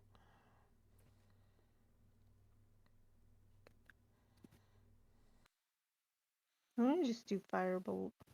And I balanced it out with the restore balance Okay. at, well, whoever's freaking grappling me. Well, it's not... Okay, so you are attacking... Okay. Yeah, that hits. Go ahead and roll the damage. Ugh. She takes 4 points of fire. I thought with grapples I could do some kind of check and try to get out of the grapple. You can. That's why I said you don't have to break out if you don't want to, but you have to use an action to make an athletics or acrobatics check contested against their athletics. But if you don't, again, you don't have to. That's your choice if you want. Okay, I misunderstood something. Yeah, because that's the thing. Because if you go to your actions page, underneath all of your attacks, there's the actions in combat where it says grapple, and if you click that, it says a grappled creature can use this action to escape. To do so, it must succeed an athletics or acrobatics check contested against your athletics. All right. So. Oh, shit! I didn't mean to have that one on there. 1 second. That guy is not there. Sorry, there we go.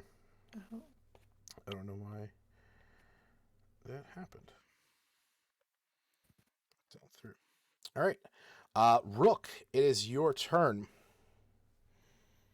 All right.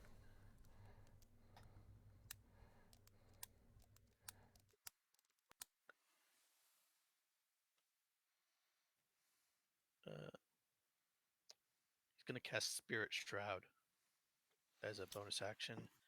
And wait, no, hold on.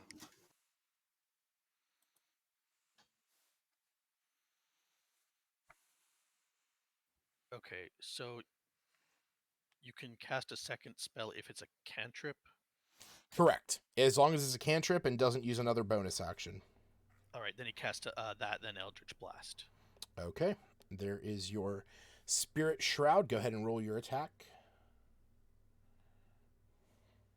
Oh, this is against the vampire that's Mhm. grappling. Oh, gotcha. Okay, against V1. Sorry, this should be a disadvantage, though. Correct. So that is going to miss, unfortunately. But All you right, do second have roll. your... Yep.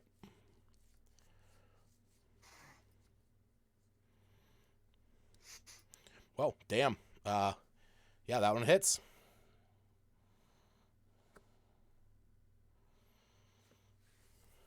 All right, and it's an additional, what, D8, I believe? Yeah. Yeah, so that's 7 force, 8 radiant.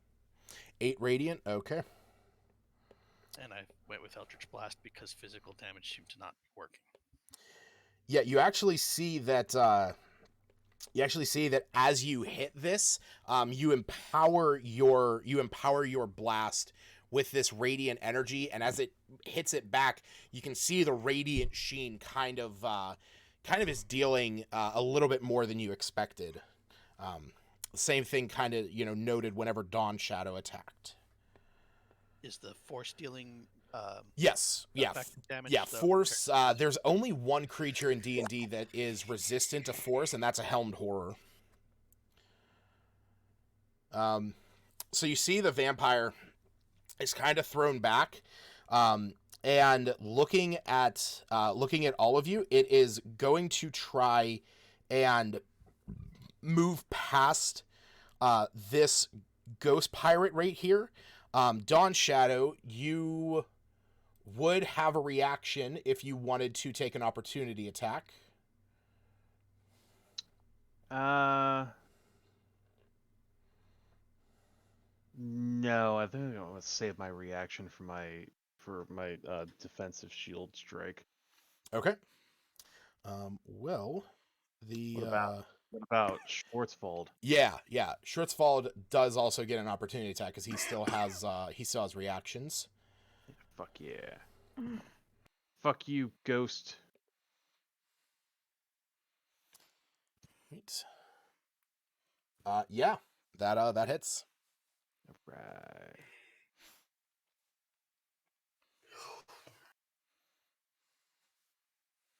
Yeah. Damn, decent. All right. I know. Stop rolling ones on damage die. It does stuff. So what happens here though is you see that as this vampiric spawn pushes past this ghost pirate, it makes a break for the door back here. And you see that it is attempting to move through it as it shouted something in like very arcane and guttural language to the ghost pirate that it was in front of. And you see the ghost pirate, like the vampiric thrall pushes it to the side. As the ghost pirate is falling towards this fountain of blood, you all kind of see this moment of terror in this ghost's face as it falls towards it. It's trying to pull itself up, but the vampiric thrall is pushing past and is going to open up this, or actually wouldn't be able to reach the door just yet. But you see that this one, as it splashes up against this pool of blood, you see that it starts to sizzle and burn from the touch of the blood. Oh. That is going to be direct contact. So that is... They had a priest in here to bless this blood? It's holy blood. It takes 26 points of damage. Holy shit. As it like falls forward into there, and it's like gurgling, trying to pull itself out.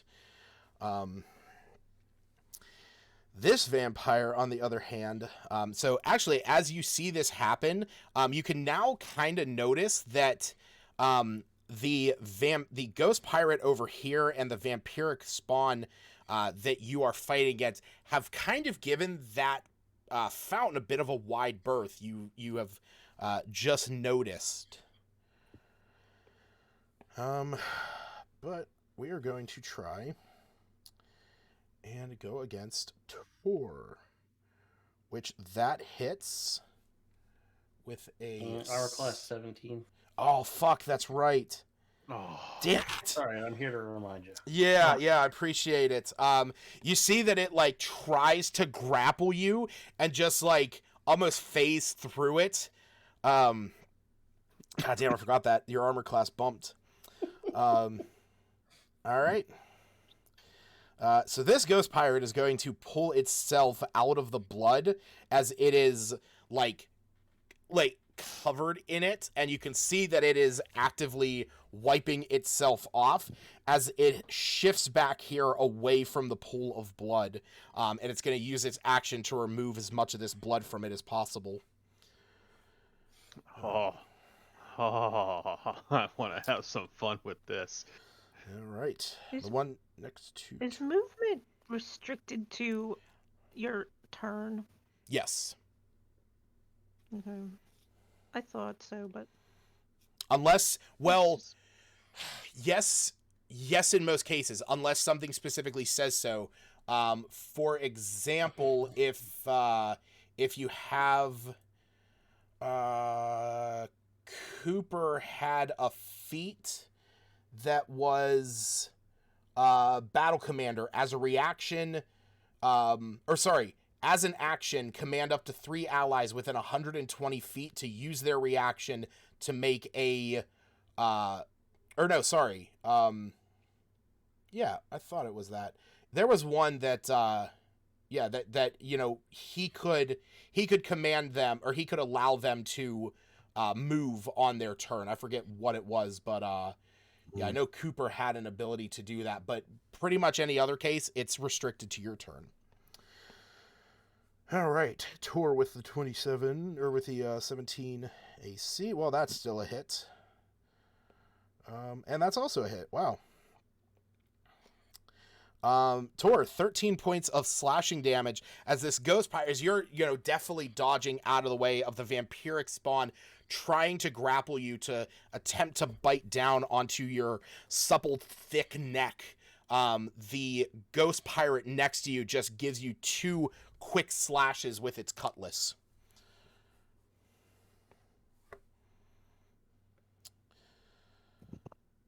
All right. And this one that is over by Willow is going to attempt the same thing. duck. That hit. They both hit.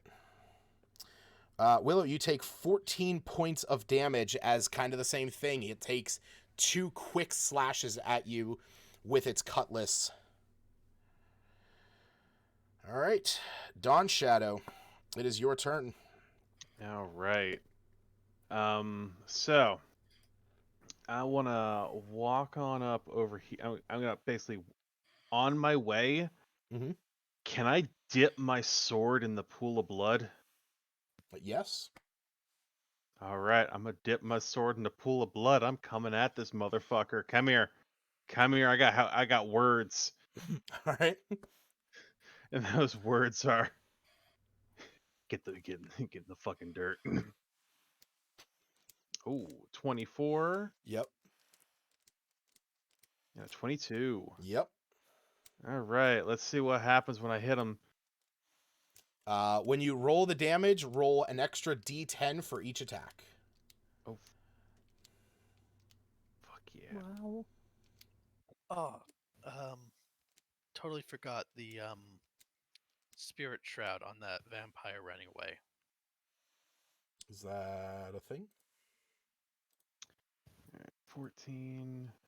So Any 14 creature of your damage. choice you can see that starts its turn within 10 feet of you has its speed reduced 10 feet. Gotcha. So I got 14 damage just from the sword, and then 9 damage from the blood. All right. So that is going to be 23 points of damage. All right. It is just barely hanging in there. I imagine Schwartzwald Yeah, he takes a fucking takes a dive. He takes a dive, swims around in there, comes us like, Yeah. come here, fucker. Oh, God, her sword well trained already. Fuck. It's Yeah. not gonna. I'll say with a snarling Aw. fighting, it is making its attempt out of there, but it does have a little bit of blood in its eyes from fully submerging its body, climbing out and then attempting to attack this ghost pirate. As it looks up to you and gives you a quick nod, as it jumps out, takes the slice, but misses. I look at it and nod approvingly, like, Yeah. yes, you're doing well. All right. So this ghost pirate, seeing this, is going to come over and is going to take a stabbing at Schwartzwald. Well, I'm a oppose disadvantage on the first attack because it's the only thing I can oppose right now. Yep. Which does save it from that attack. But the next one does meet it and beat it, so that is going to be 5 damage. Damage, you son of a bitch. All right. Eh, could be worse. Tor. Could have hit him twice. It's true. Okay. So, question. Mm-hmm. When you have Your mic cut somebody out.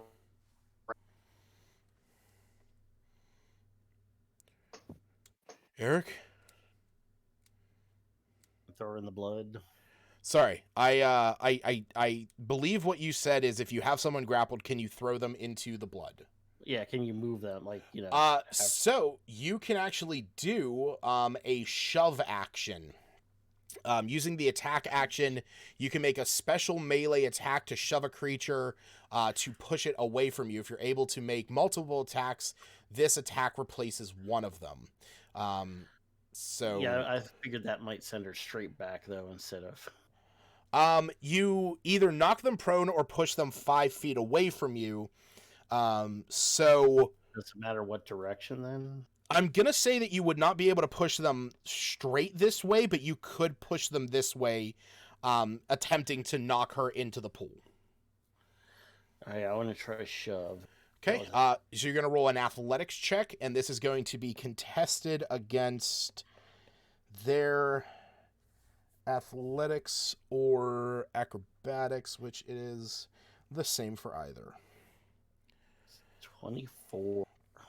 Ooh, 24? Mhm. All right, well, you definitely push. So what I'm going to do is I'm going to have her do a dexterity save. Oh, yeah, no, that's... So you push this vampiric thrall, and as soon as she realizes what you're doing, she quickly tries to turn around to stop herself from moving towards this pool of blood. But as she does, you see that her foot catches onto one of those tubes that's running across the ground. The claws in her feet catch it, spraying blood across the floor there. And she falls face first into it. Taking 21 points of acid damage. As she's kind of like leaned up in here, and she rights herself up, and you can see that she has blood coating her upper half. Okay. Now, can you move in between attacks? Yes, as long as you still have movement, you can move at any point on your turn. All right. So can I then shove her again and knock her prone into there? or is Um, she like still submerged? you know what? That's a great question. Let me look at something. Just stand on top of her with a foot on her head, just drown her in it. Shove G5 on top of her.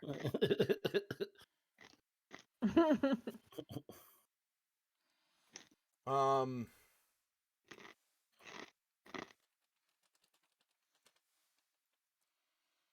if you're able to make this. Yeah, okay. Yeah, that's how I was reading it too. So I just wanted to double check. Yeah, if you're able to make multiple attacks with the attack action, this attack replaces one of them. Yeah, it just replaces one of them. So I've yeah, got the second. absolutely. You can definitely move up and try to. Do you want to try and knock her prone into there? Yep. Cool. All right, athletics. Oh no. Oh no. She can't beat you, so it's regardless of whatever you roll. I rolled a 2. Did she roll a 1? She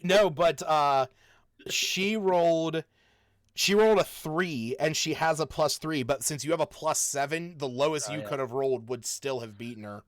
Unless I rolled a 1, which should fail, but well, no. So, and that does go back to what we were talking about before. It's not an automatic fail if you okay. But yes, again, very specific situation with that outside port view in. There is a prone. Yeah. You shove her down, and as soon as you do, she goes under this blood.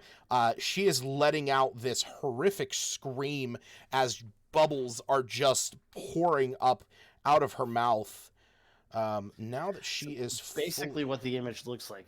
Just has her pinned down with his great club. Yeah, she's going to take 43 points of acid damage as you kind of have her head submerged, being held down by the great club, just bubbling up this thick blood. And the whole time I'm staring at Oh wait, you're staring at which one?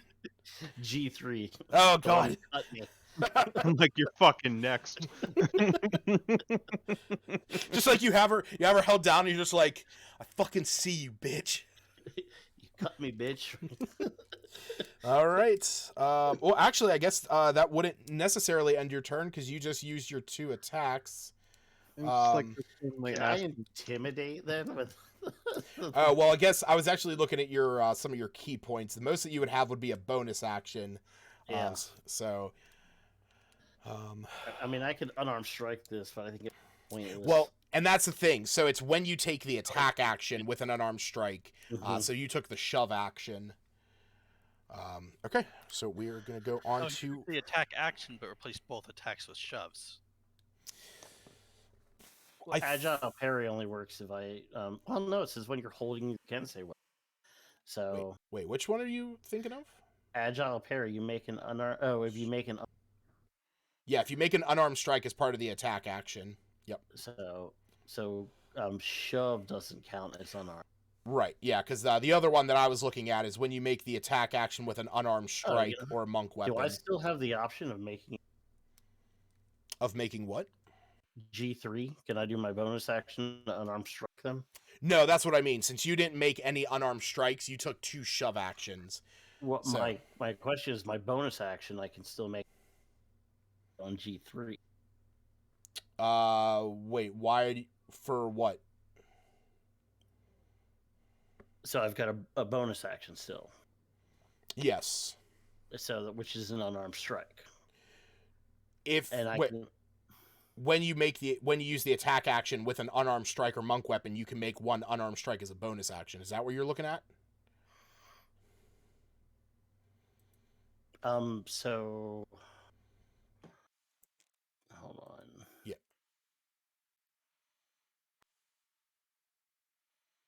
Yeah, when you use an attack shack. So does You used an attack action, but not an unarmed strike. Right. Okay. You used your attack action to make a shove action. Okay, got it. Got it. So. Yep. All right. So yeah, because if you wanted to, you could use like patient defense or step of the wind or something like that. That would be fine. Yeah, I might. It's not. What's going on? Why is it not scrolling? Even flurry is not only relies on an attack action, not on making unarmed strikes with it before. That's what actually confuses me.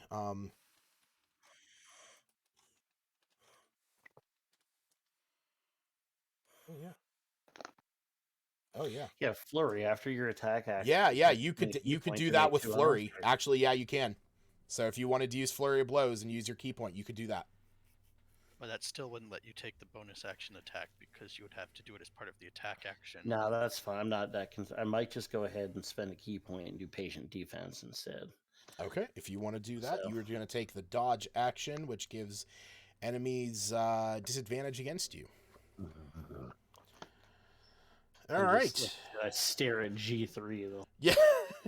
As you're just holding down this vampiric thrall, like waiting for him to attack. Willow.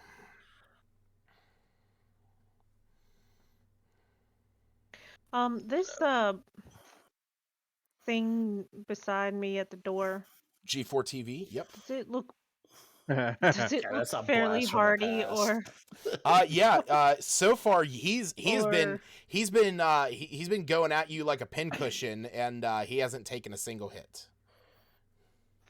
fine? I'm gonna use Witch Bolt on them.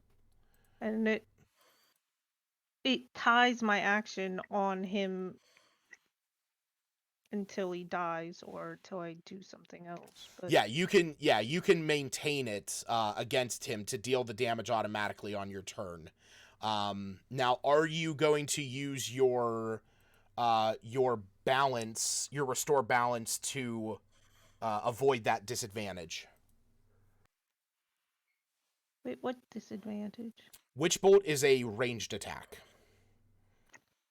Oh, because it's right next to me. because you're standing right next to him. So you could, if you wanted to, back up, risk the opportunity attack, and then take your shot, or you could. Okay, I keep forgetting about the range thing because I feel like that was ignored all the It- time. So Yeah, it was, and yeah, I'm trying to stick to that one a little bit more. I'm not sure what I'm doing then because all my stuff's ranged. Is it all ranged? probably. Well, you can step 5 Lightning feet. jolt. Fire breath isn't a ranged attack because it's an area Right. attack. Yeah, so you It's could an area. cast Dragon's Breath Earth. on yourself as a bonus action, and then use your action to breathe, whatever element you want against this thing. Okay, they'll do that. Okay. I cast it as a bonus action and then All right. So what level are you casting it at?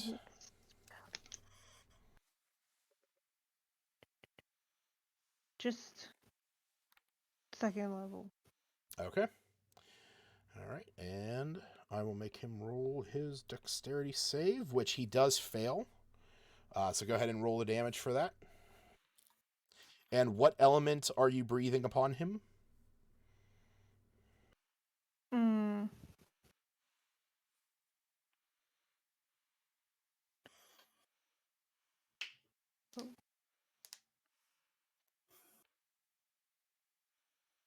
Oh no.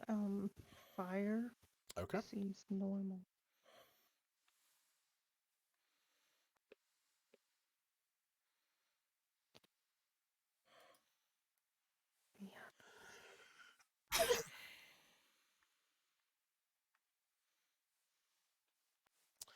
All right.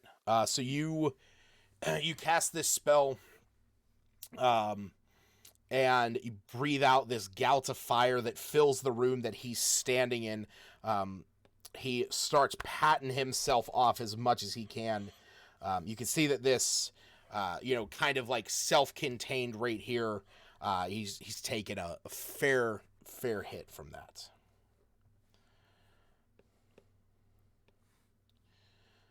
All right, Rook.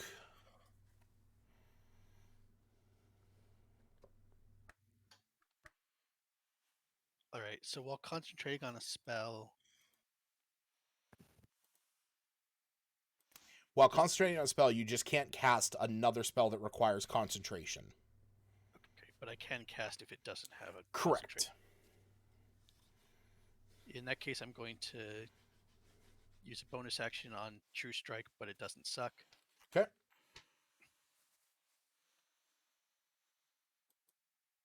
And Eldritch Blast G3. Actually, All right.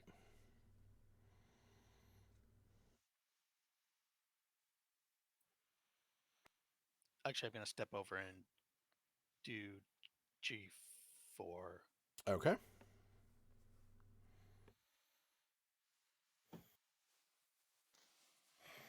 All right.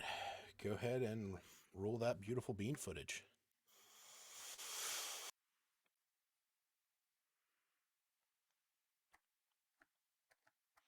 Yep, that definitely hits without the modifier.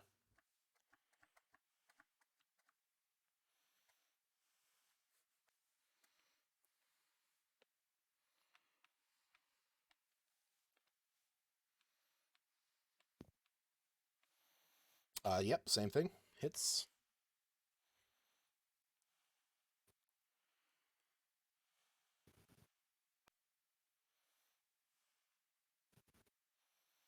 All right.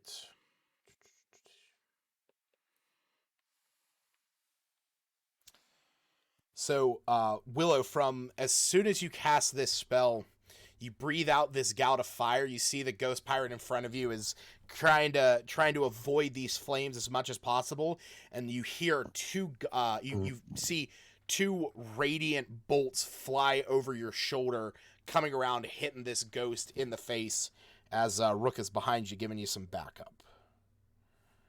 Hey. Oh, let's try to All right. figure out something I have in my inventory, like skip over.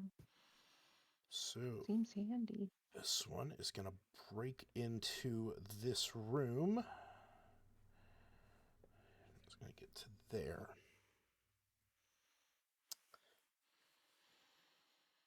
Right. And this one is going to try... And, well, actually, it's not... let's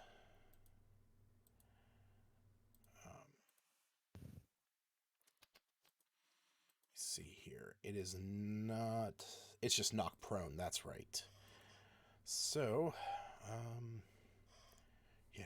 So it's going to have to use half of its movement to stand up. Keep in mind its movement is reduced by 10. Yes. Okay. So it's got 20, so it has to use 10 feet to stand up. So it only has 10 feet to move, but it is only going to move back to here. And at this point, it is very angry at Tor. And Tor is he only at 15 AC, or is he still at 17? 15 right now. Okay. Gotcha. But I guess it's disadvantage.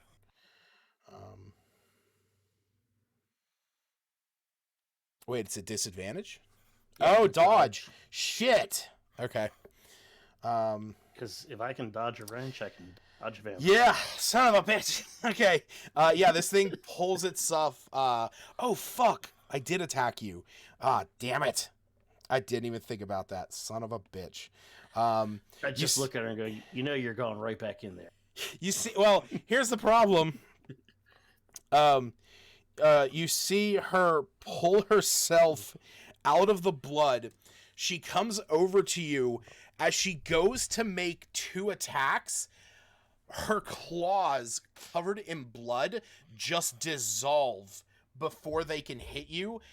Both attacks, just her arms dissolving as the blood basically dissolves her entire body that was covering her, because I forgot to use her action to remove the blood.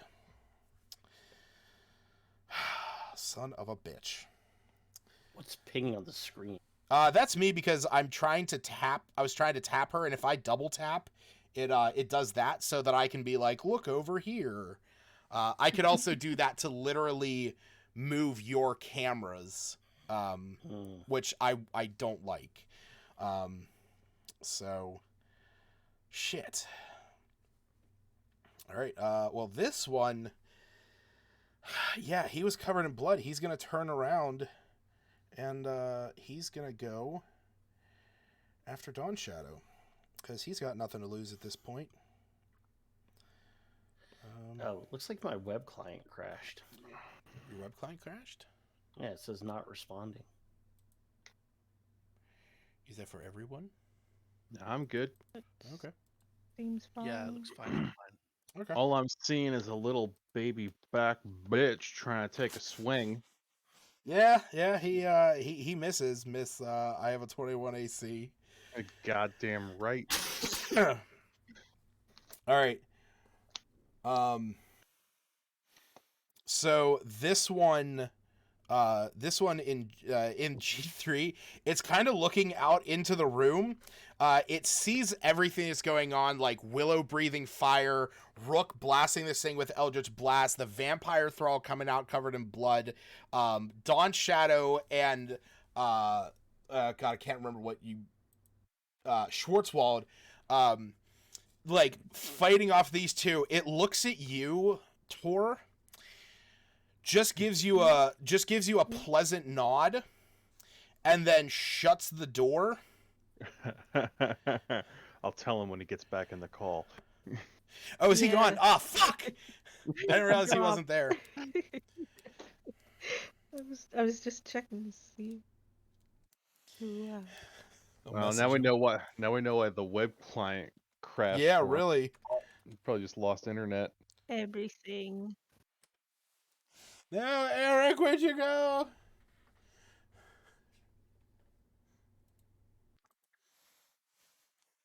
That's just such like an ominous thing. It's like my web client crashed, just gone. Oh.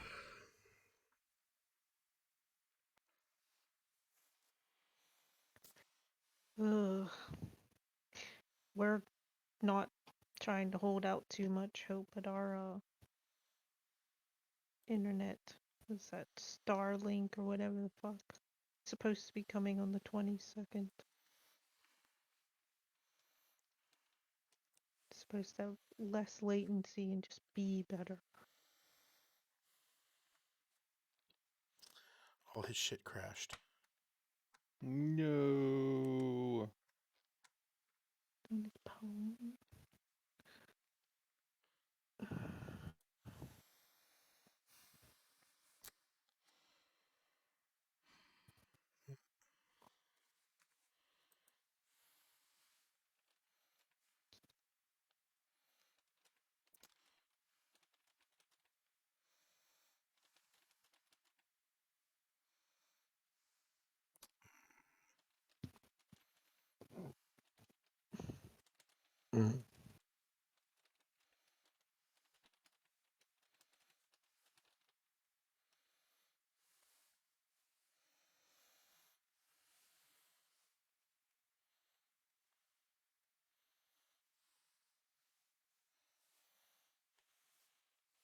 Hey, welcome back.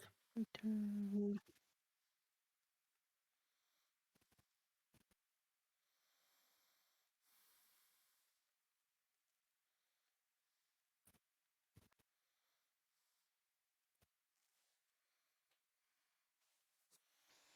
He's quiet like a ghost.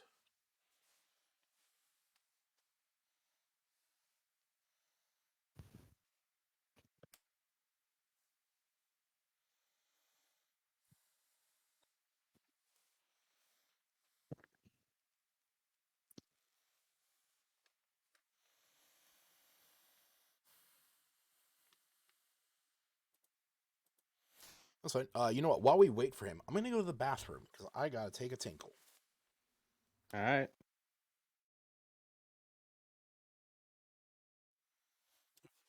There we go. You almost took your headset to the bathroom, didn't you?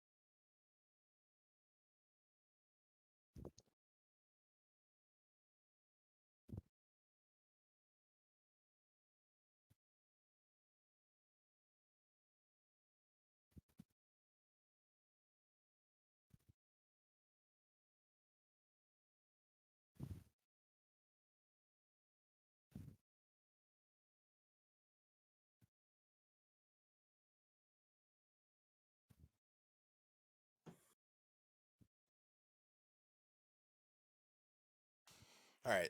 See back? Am I? Are you? Mm-hmm. What's weird is like Discord's not even open on my computer right now. What's that? Ooh. Discord's not even open on my computer right now. Oh, God. So All right. Well, let me. Are you have the map up and everything? You good on I'm that? getting it all back up now. Okay. Cool. I don't know. My internet didn't crash. It's just all of a sudden my everything in Microsoft Edge just stopped working, and Discord crashed on me. And Well, there's your problem using Edge. Ooh. Well, Edge is Chromium based anymore. Yeah, it's not any different than Chrome, Yeah. except it uses Why are you slightly using less memory. Chrome? I use Chrome. Why? as opposed to Yeah. what? Yeah, really. That's the thing. Even Firefox is Chromium based. Yeah, Oh, are fucking you on hell. Opera? Yeah. You know what? Opera GX is a baller ass web browser. GX. Stopped using Opera. Don't Don't think And- it was GX at the time when I was using it. the funny thing is, it doesn't matter because Opera is also Chromium based. I wonder what. Oh God. So, literal Chromium, Firefox, Opera, Edge, Vivaldi, Google Chrome, Brave, and Opera GX are all Chromium. But you know what? Hey, I don't need 32 gigs of RAM for my whole computer. I'm good with 2. Chrome can have the rest.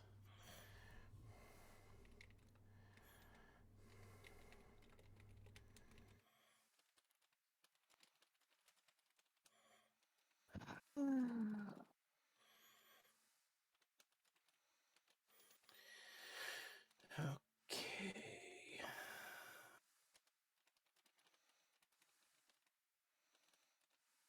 Here we go. It's finally reopening.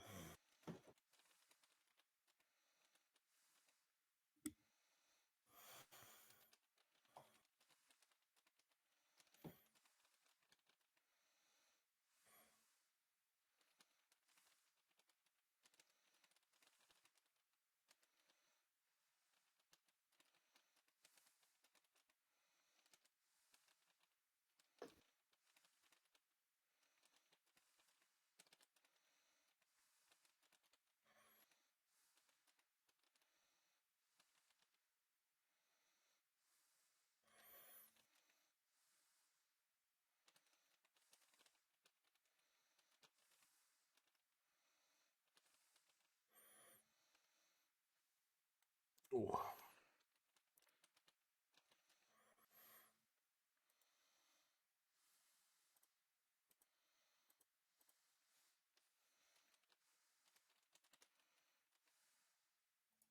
Conniption fit, I guess.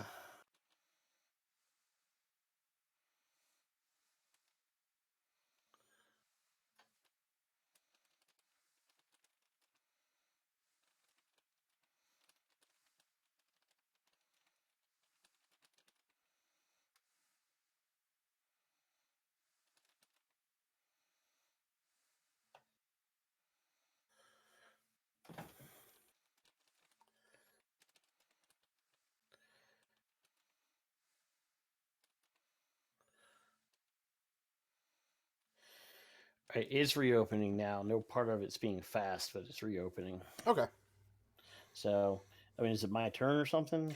No. So basically, what I was explaining is, it was the Ghost Pirate's turn that you were kind of like eyeballing. Yeah.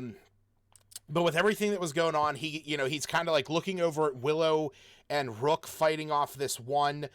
He's watching you just like holding this vampiric spawn down, Dawn Shadow and Schwartzwald going after these other two, and it just kind of looks at you, gives you a knowing nod, shuts the door, and then that's it. It is now the ghost pirate that is in this room. He's pretty much backed into a corner, but he is not doing well.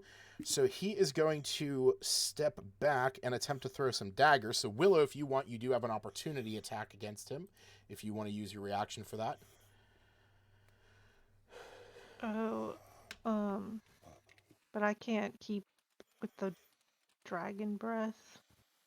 That Well, wouldn't be a reaction. No. So reaction is just an unarmed. Your opportunity attack is just an unarmed Dagger. strike, or sorry, it's not Oh. an unarmed strike, but it is it's a melee attack. So So, I've got a dagger. yeah. So as long as you are actively wielding the dagger, then you can. Damn well hope so. I usually click all my freaking boxes. Yeah, see, I don't know why you do that, because that's one of the things that shows what you have equipped. I do click my boxes. Well, that's what I mean. You have a quarterstaff, a dagger, and a hand crossbow equipped, Oh, yeah. which means that you don't have, you would not be able to have your spellcasting, focus. Or not spellcasting focus, but somatic. Any one of your spells that is an S, that has an S component, requires you to have an open hand. Verbal requires you to be able to speak. Somatic requires you to have a free hand. And material either requires a spellcasting focus, such as an orb, crystal rod, or staff, or you have to have the physical material. Like with Dragon Breath, you can have a pepper, and you eat the pepper and then breathe out fire. So, but yeah, if you want, you can make an opportunity attack using your reaction. It would just be you can use your dagger if you want. So what if it's a sweet pepper instead of a hot pepper? If it's sweet pepper, then it comes out as acid. I rolled. Oh, okay. Sorry, I didn't see that. Yep. So that misses. So he is going to step back, and he is going to throw a dagger at the two of you. That one is going to hit Willow, and that one is going to miss Rook. So it looks like my vampire dissolved. Is that what happened? Yes. As soon as you pulled that thing out, it went to attack you. But because I forgot to use its action, Willow, you take 5 points of piercing damage. As it tried to use its actions to attack you, and I forgot to use its action to wipe away the blood that was actively burning it, its arms dissolved with each swipe until it dissolved entirely. All right. So it is going to be Dawn Shadow. You got this one that is directly in front of you. It is on its last leg. The one that is actively attacking your new companion Mimic, it has yet to be touched. All Oh, right. I'll change that in a minute too. So I want to. What is it to stow a weapon and draw a different one? It is a bonus action and a full action.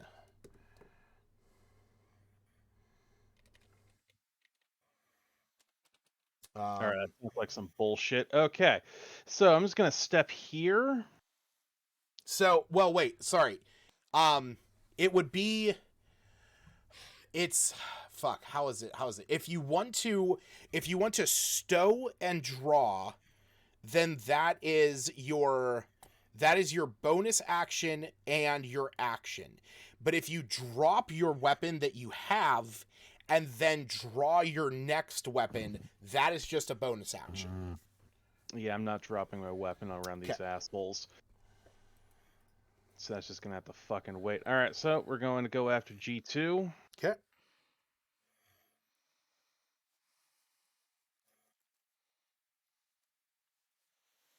All right, with a single hit. Yep. Is there any blood left on my weapon, or that'll get off? Yeah, no, it lasts for a minute. Ooh. All right, so 5 damage plus a D10. Some 7 extra blood damage. Oh yeah, that is well enough to kill that one. All right. So let's see here. Let's get Schwarzwald to attack this guy because he's still covered in blood. Mhm. But can he see? He can see. He I can see. fight. I can fight. All right, roll that that bite damage plus that extra D10 because you'll be swimming in that blood. This is gonna be sick. All right, so D8, D8, D10 plus. Oh, it's not gonna do it. It's not gonna do everything I want it to. Wait, where are you trying to roll this? In here. Oh, you're doing it down in there. Gotcha. I say if you go onto your character sheet, there's a button in the bottom left corner that is a D20. If you bring that up, you can click the 2 D8s and the D10. All right. Well, he's taking 28 damage. Christ! He don't give a fuck. Wait, what the fuck? Oh my god! All right, yeah. You see Schwarzwald like climbs up onto this vampire, or sorry, not vampire, this ghost pirate, and does this like spinning jump on him with his little like tendril pseudopods, kind of like cutting around his body as he falls back down to the floor, with a line of blood where his blade was. Awesome. Fuck. Okay, because of that. Shit. Yeah. Alright, so this one's he's going to make an attack against you because he can see that you are the one commanding this, and both of those are actually going to hit because that meets it, it beats it. Yeah. Damn, I finally get to hit Dawn Shadow. Oh, I hope you roll real low. I rolled 11 total. Minus 6, so you did 5 points of damage. Yes. You feel good about yourself? I do. I actually feel really good about that. Okay. He's all right. It is Tor's turn as you see this ghost pirate, just getting sliced up by Dawn Shadow and Schwarzwald, and you see that it takes 2 slashes at Dawn Shadow, and it kind of feels proud of itself in that moment as it's like, ah! And then it sees you roll up on it with death in your eyes. Oh no! Oh no! Oh yeah! Oh yeah! Shove. Oh no! Oh, fuck! I saw the move he's doing. I knew what he's gonna do here. I didn't. God damn it! Oh, what am I having to roll against? Oh God, Oh no! Don't worry, it's only a 14, so Oh I my- might lock out. Just looking at this Ah! fucking. Oh yeah. You see, you move around like Dawn Shadow gets this knowing look in her eyes. You push him back, and he like falls up against the couch that's right there, kind of bracing himself against it as he like looks back in terror at the pool of blood behind him. Oh. Wait. Yep, I'm waiting for the next roll. I want to see. I want to see if I can help. I don't think you have a reaction that you'd be able to. Yeah, you only have protection. And is this considered an attack? I mean, it is a special kind of attack, so yes. Okay. Okay. What? I'm Roll waiting. Well, Oh, no, roll it? Okay. you have to roll first before I Alright. can do anything. He has to roll to Whoa, I'll that's say yeah, after because that's the thing. It's less of him. 17. All right, so I have to make a contested. Oh yeah, no, he's pushed. Fuck. So you push him. You push him backwards. He hits up against the sofa. He has this terrified look, and as he looks back, ready to pull himself up, you're just there, like, lifting his feet. All right. So that is going to be, as he splashes back into the blood, 19 points of acid damage. All right, and unless you have anything else you would like to do. No. Okay. Willow. Okay, is my dragon's breath not still active? No, your dragon's breath It's your cone. dragon's breath Oh, is its still cone's not active. there. That's all. It's concentration. Oh shit! It's concentration. You have to roll Constitution check. Actually, well, I'm glad you reminded me of that. yeah, I'm so glad. It's funny. too. I always remind him But of her stuff cone, that her helps me. cone's not like. No. Cone's not Again, on the board. right. Her cone's not on the board, and that's up to you where you want to place it. But I do need you to make a concentration check, or concentration save, which is going to be 10. So you have to make a Constitution saving throw, DC 10. Oh yeah. So even with the dagger hit, you are still concentrating on Dragon's Breath. So you can breathe another gout of fire. I just removed this off of the map just to clear out that space, because again, you have, so long as you are still within the minute of concentration, you can use your action Yeah. to breathe another one. I just didn't want to have it I over was there. confused why it was gone. That's all. I thought Yeah, 'cause- something happened to make No, it go because away. it's just the breath lasts for that 6 seconds, and because it's a lot easier for me to erase it and redo it than to try and resize it once Okay. it's already on there. I was just thinking it went away to something that I didn't.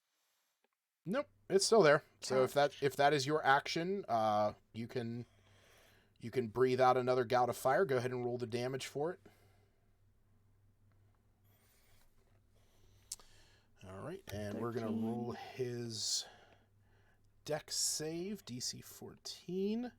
Oh, yeah, he rolled a nat 1. So it's going to be 13 points of damage. You can see that he's, like, pressed up against the wall. He was throwing some daggers. You are just breathing this gout of fire, burning this ghost essence alive. Don't know if you... he has not died, but he is on death's door. Kind of one foot in the grave, 1 foot on a banana peel.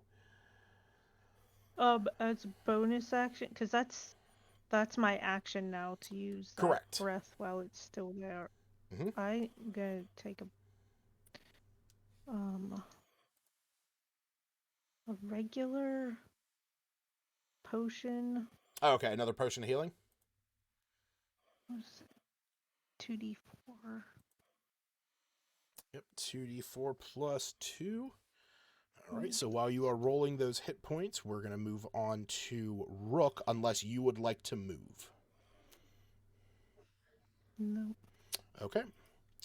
Rook, you see that Willow breathes out another gout of fire as this ghost is kind of trapped in this room. All right. That one's outside of my radius, but the other one doesn't stand a chance. So I'm gonna Eldritch Blast G4. Okay.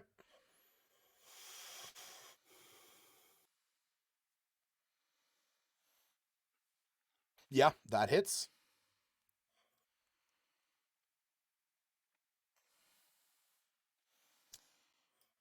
Right. 3 damage. Does not kill him, but not looking too good. That misses, unfortunately. All right. Then a bonus action for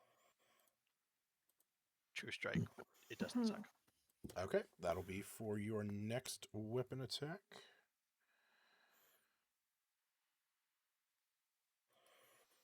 All right.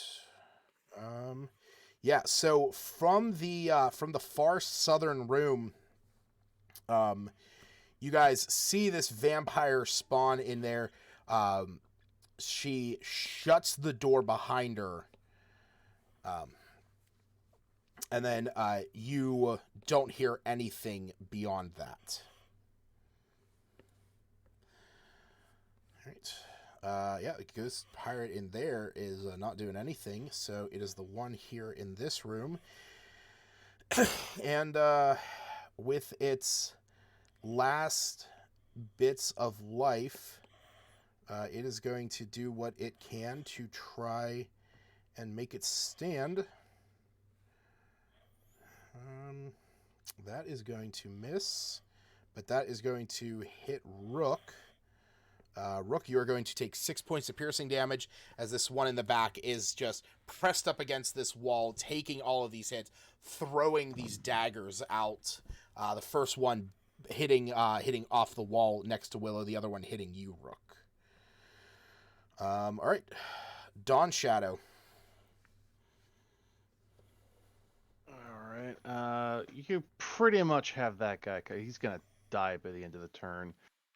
So I'll just take my turn to stow Stargazer and draw the ethereal cutlass. All right. And I think that should maintain the Spirit Shroud. Yeah, it did. Yeah. where'd this fucking vampire bitch run off to? She went down to this door, down a little bit further south in the bottom of the room, and went through that door that's down there and then shut the door behind her. I don't think it's prudent to run off just yet, so just stick around and see what happens. All right.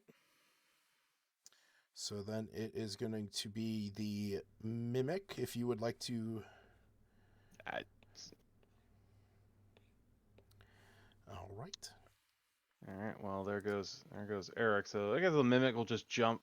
Will jump in the blood with the dude. Just start stabbing him. All right.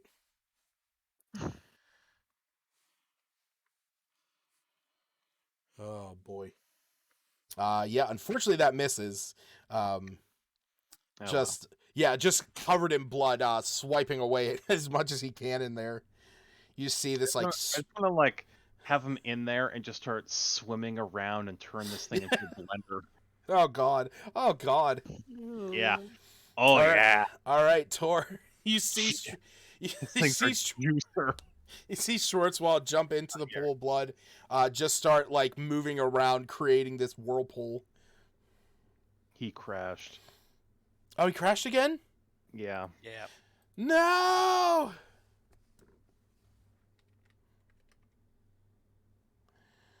Oh no.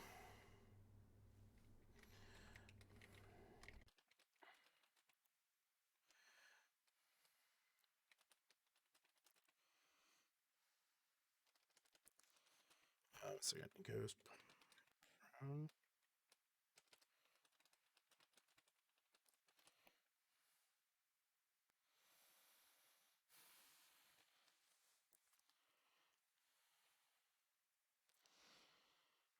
Let's see what he says.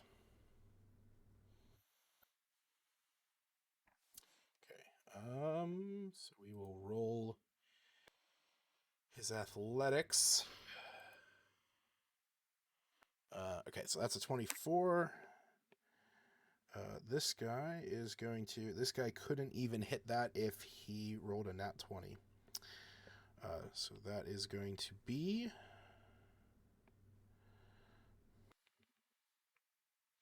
more than enough to absolutely eviscerate him.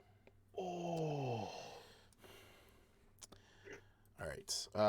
So we We'll go on to Willow's turn. I'm going to just type to Eric what happened. You shove him into the pool. And as you do, where's that name? There it is. Schwartzwald begins swimming around in the pool, creating a blender of blood and ghost bits as he dissolves into ethereal goo.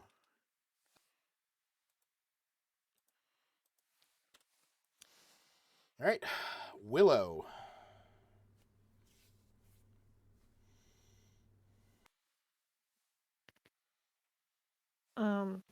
Yeah, he's still in the range of my dragon's breath. Oh yeah, yeah. As long as he's in that room, he's within range. So All right. in like a tiny room, stuck in there. Yeah, he is. He never had the opportunity to get out. All right. So with that, you burn his form to bits.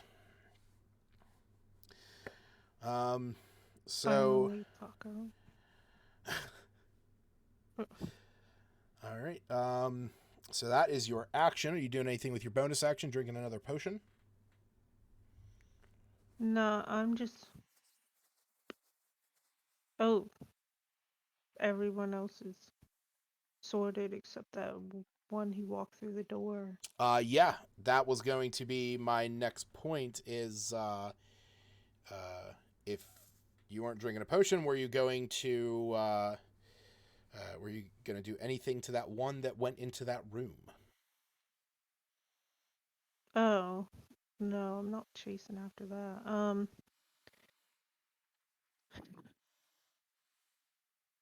Yeah, I guess I can. How many do I have left? I think you have two more left because you had three. You had four in total. You had the greater one, then three regular ones. So you'd have two left.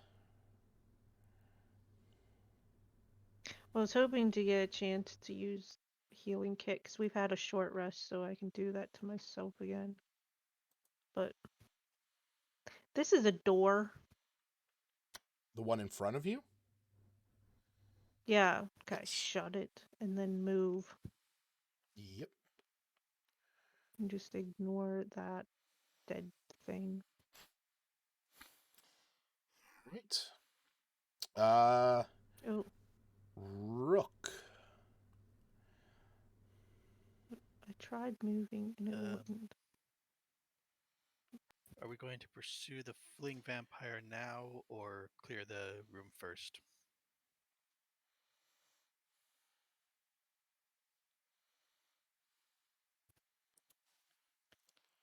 What would the group like to do? Hey, there he is. Okay, well, I Ooh. think Rook's going to start checking the side doors that did not emit any undead yet. Okay. So I guess my question here would be, is anyone going to go in and try and go after the one that basically was like, yeah, no, I don't want any part of this, and shut the door before going down, or before checking the doors and going out, trying to go after the vampire spawn that escaped? No, I'm not going to poke that door. Okay. If it wants to stay there, it can. If it wants to come out and fight, it's going to be outnumbered. True. Dawn Shadow? No. If we're all in agreement, let's just go after the fucker that ran. Cool. Because it seems we scared straight most of these wankers. Yeah, so I was going to say with that, what I'll do is I'm going to go through and clear out the initiative then. Potion of healing. Okay. Yeah, I was going to say, we can, it is 1 a.m., and I have to be at work early tomorrow. So we can just go ahead and call it here. But I will say for Rook, as you checked the other rooms, while Tor is chugging back a healing potion, you see that these rooms, for the most part, they're just various cabins. Most of them either have beds, or you can see that there are two of them that have coffin, or sorry, not two of them. You can see that there are a few of them that have coffins in them. The back four towards the southern side.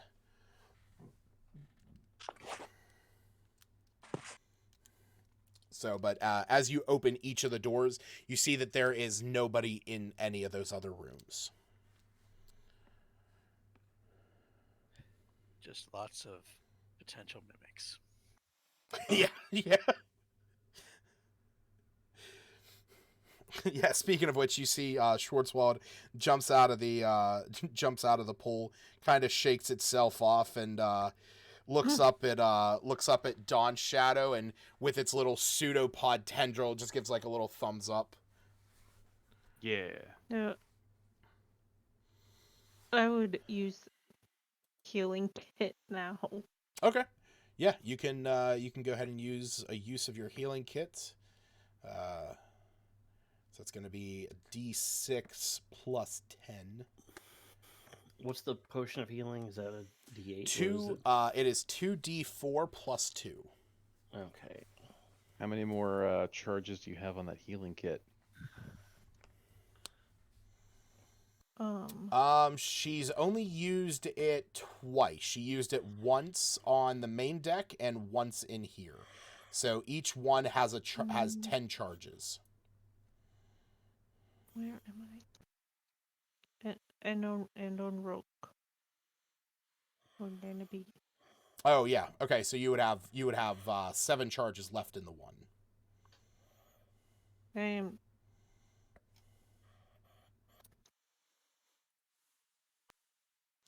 So this is why anytime this is why anytime that I ever had the healer's feat, I always went in and customized the healer kit so that the weight override was 0, and I changed the quantity to the amount of uses.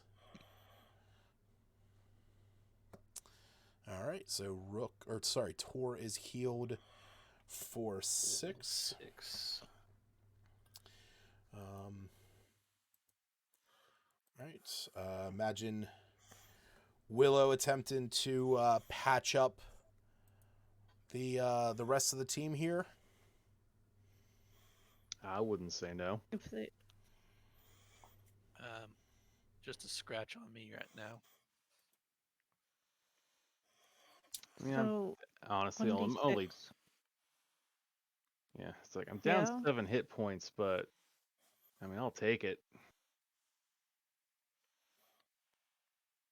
Well, you'll automatically get 10 anyhow. I don't mind using it for So I get 2 hit points back. No, it's 2 No, plus 10. no. Oh, Yeah, because it's her healer's feat works by she can restore 1d6 plus 4 plus an additional amount of HP equal to the creature's maximum number of hit die, which is just your level. well, shit. Well, Yeah. I'm full. Yeah, that's what she was saying. You're gonna get 10 regardless. So.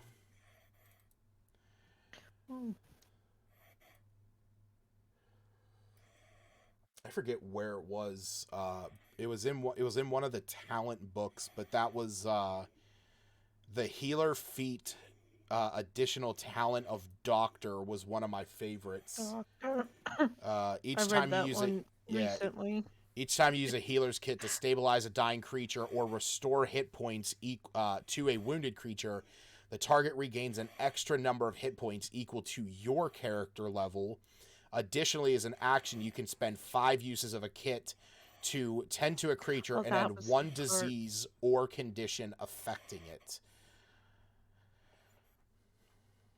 So, yeah, that one was always good because whenever I played as Cooper, it was like, all right, so it's your level plus my level plus 1d6 plus 4. It's a lot once you get up there, you Mhm. know, levels. Yeah. It's Yeah, always a bunch of... when I was level 16 and 17, you know, with using a kit once per short rest per player, healing everybody for at minimum 37 points. It was pretty decent. All right, so yeah, if you want to Stacy, if you want to roll up those, or actually, yeah, I guess it really wouldn't matter if is everybody taking a use of Willow's healer kit? Sure. Yeah, I guess so. Tor as if well. she's offering, yeah. Okay. If she is offering, Stacy, just go ahead and mark off 2 more uses, and then since you're all within 10 points of being at maximum, go ahead and put yourselves up to max. And yeah, we'll call it there for the night.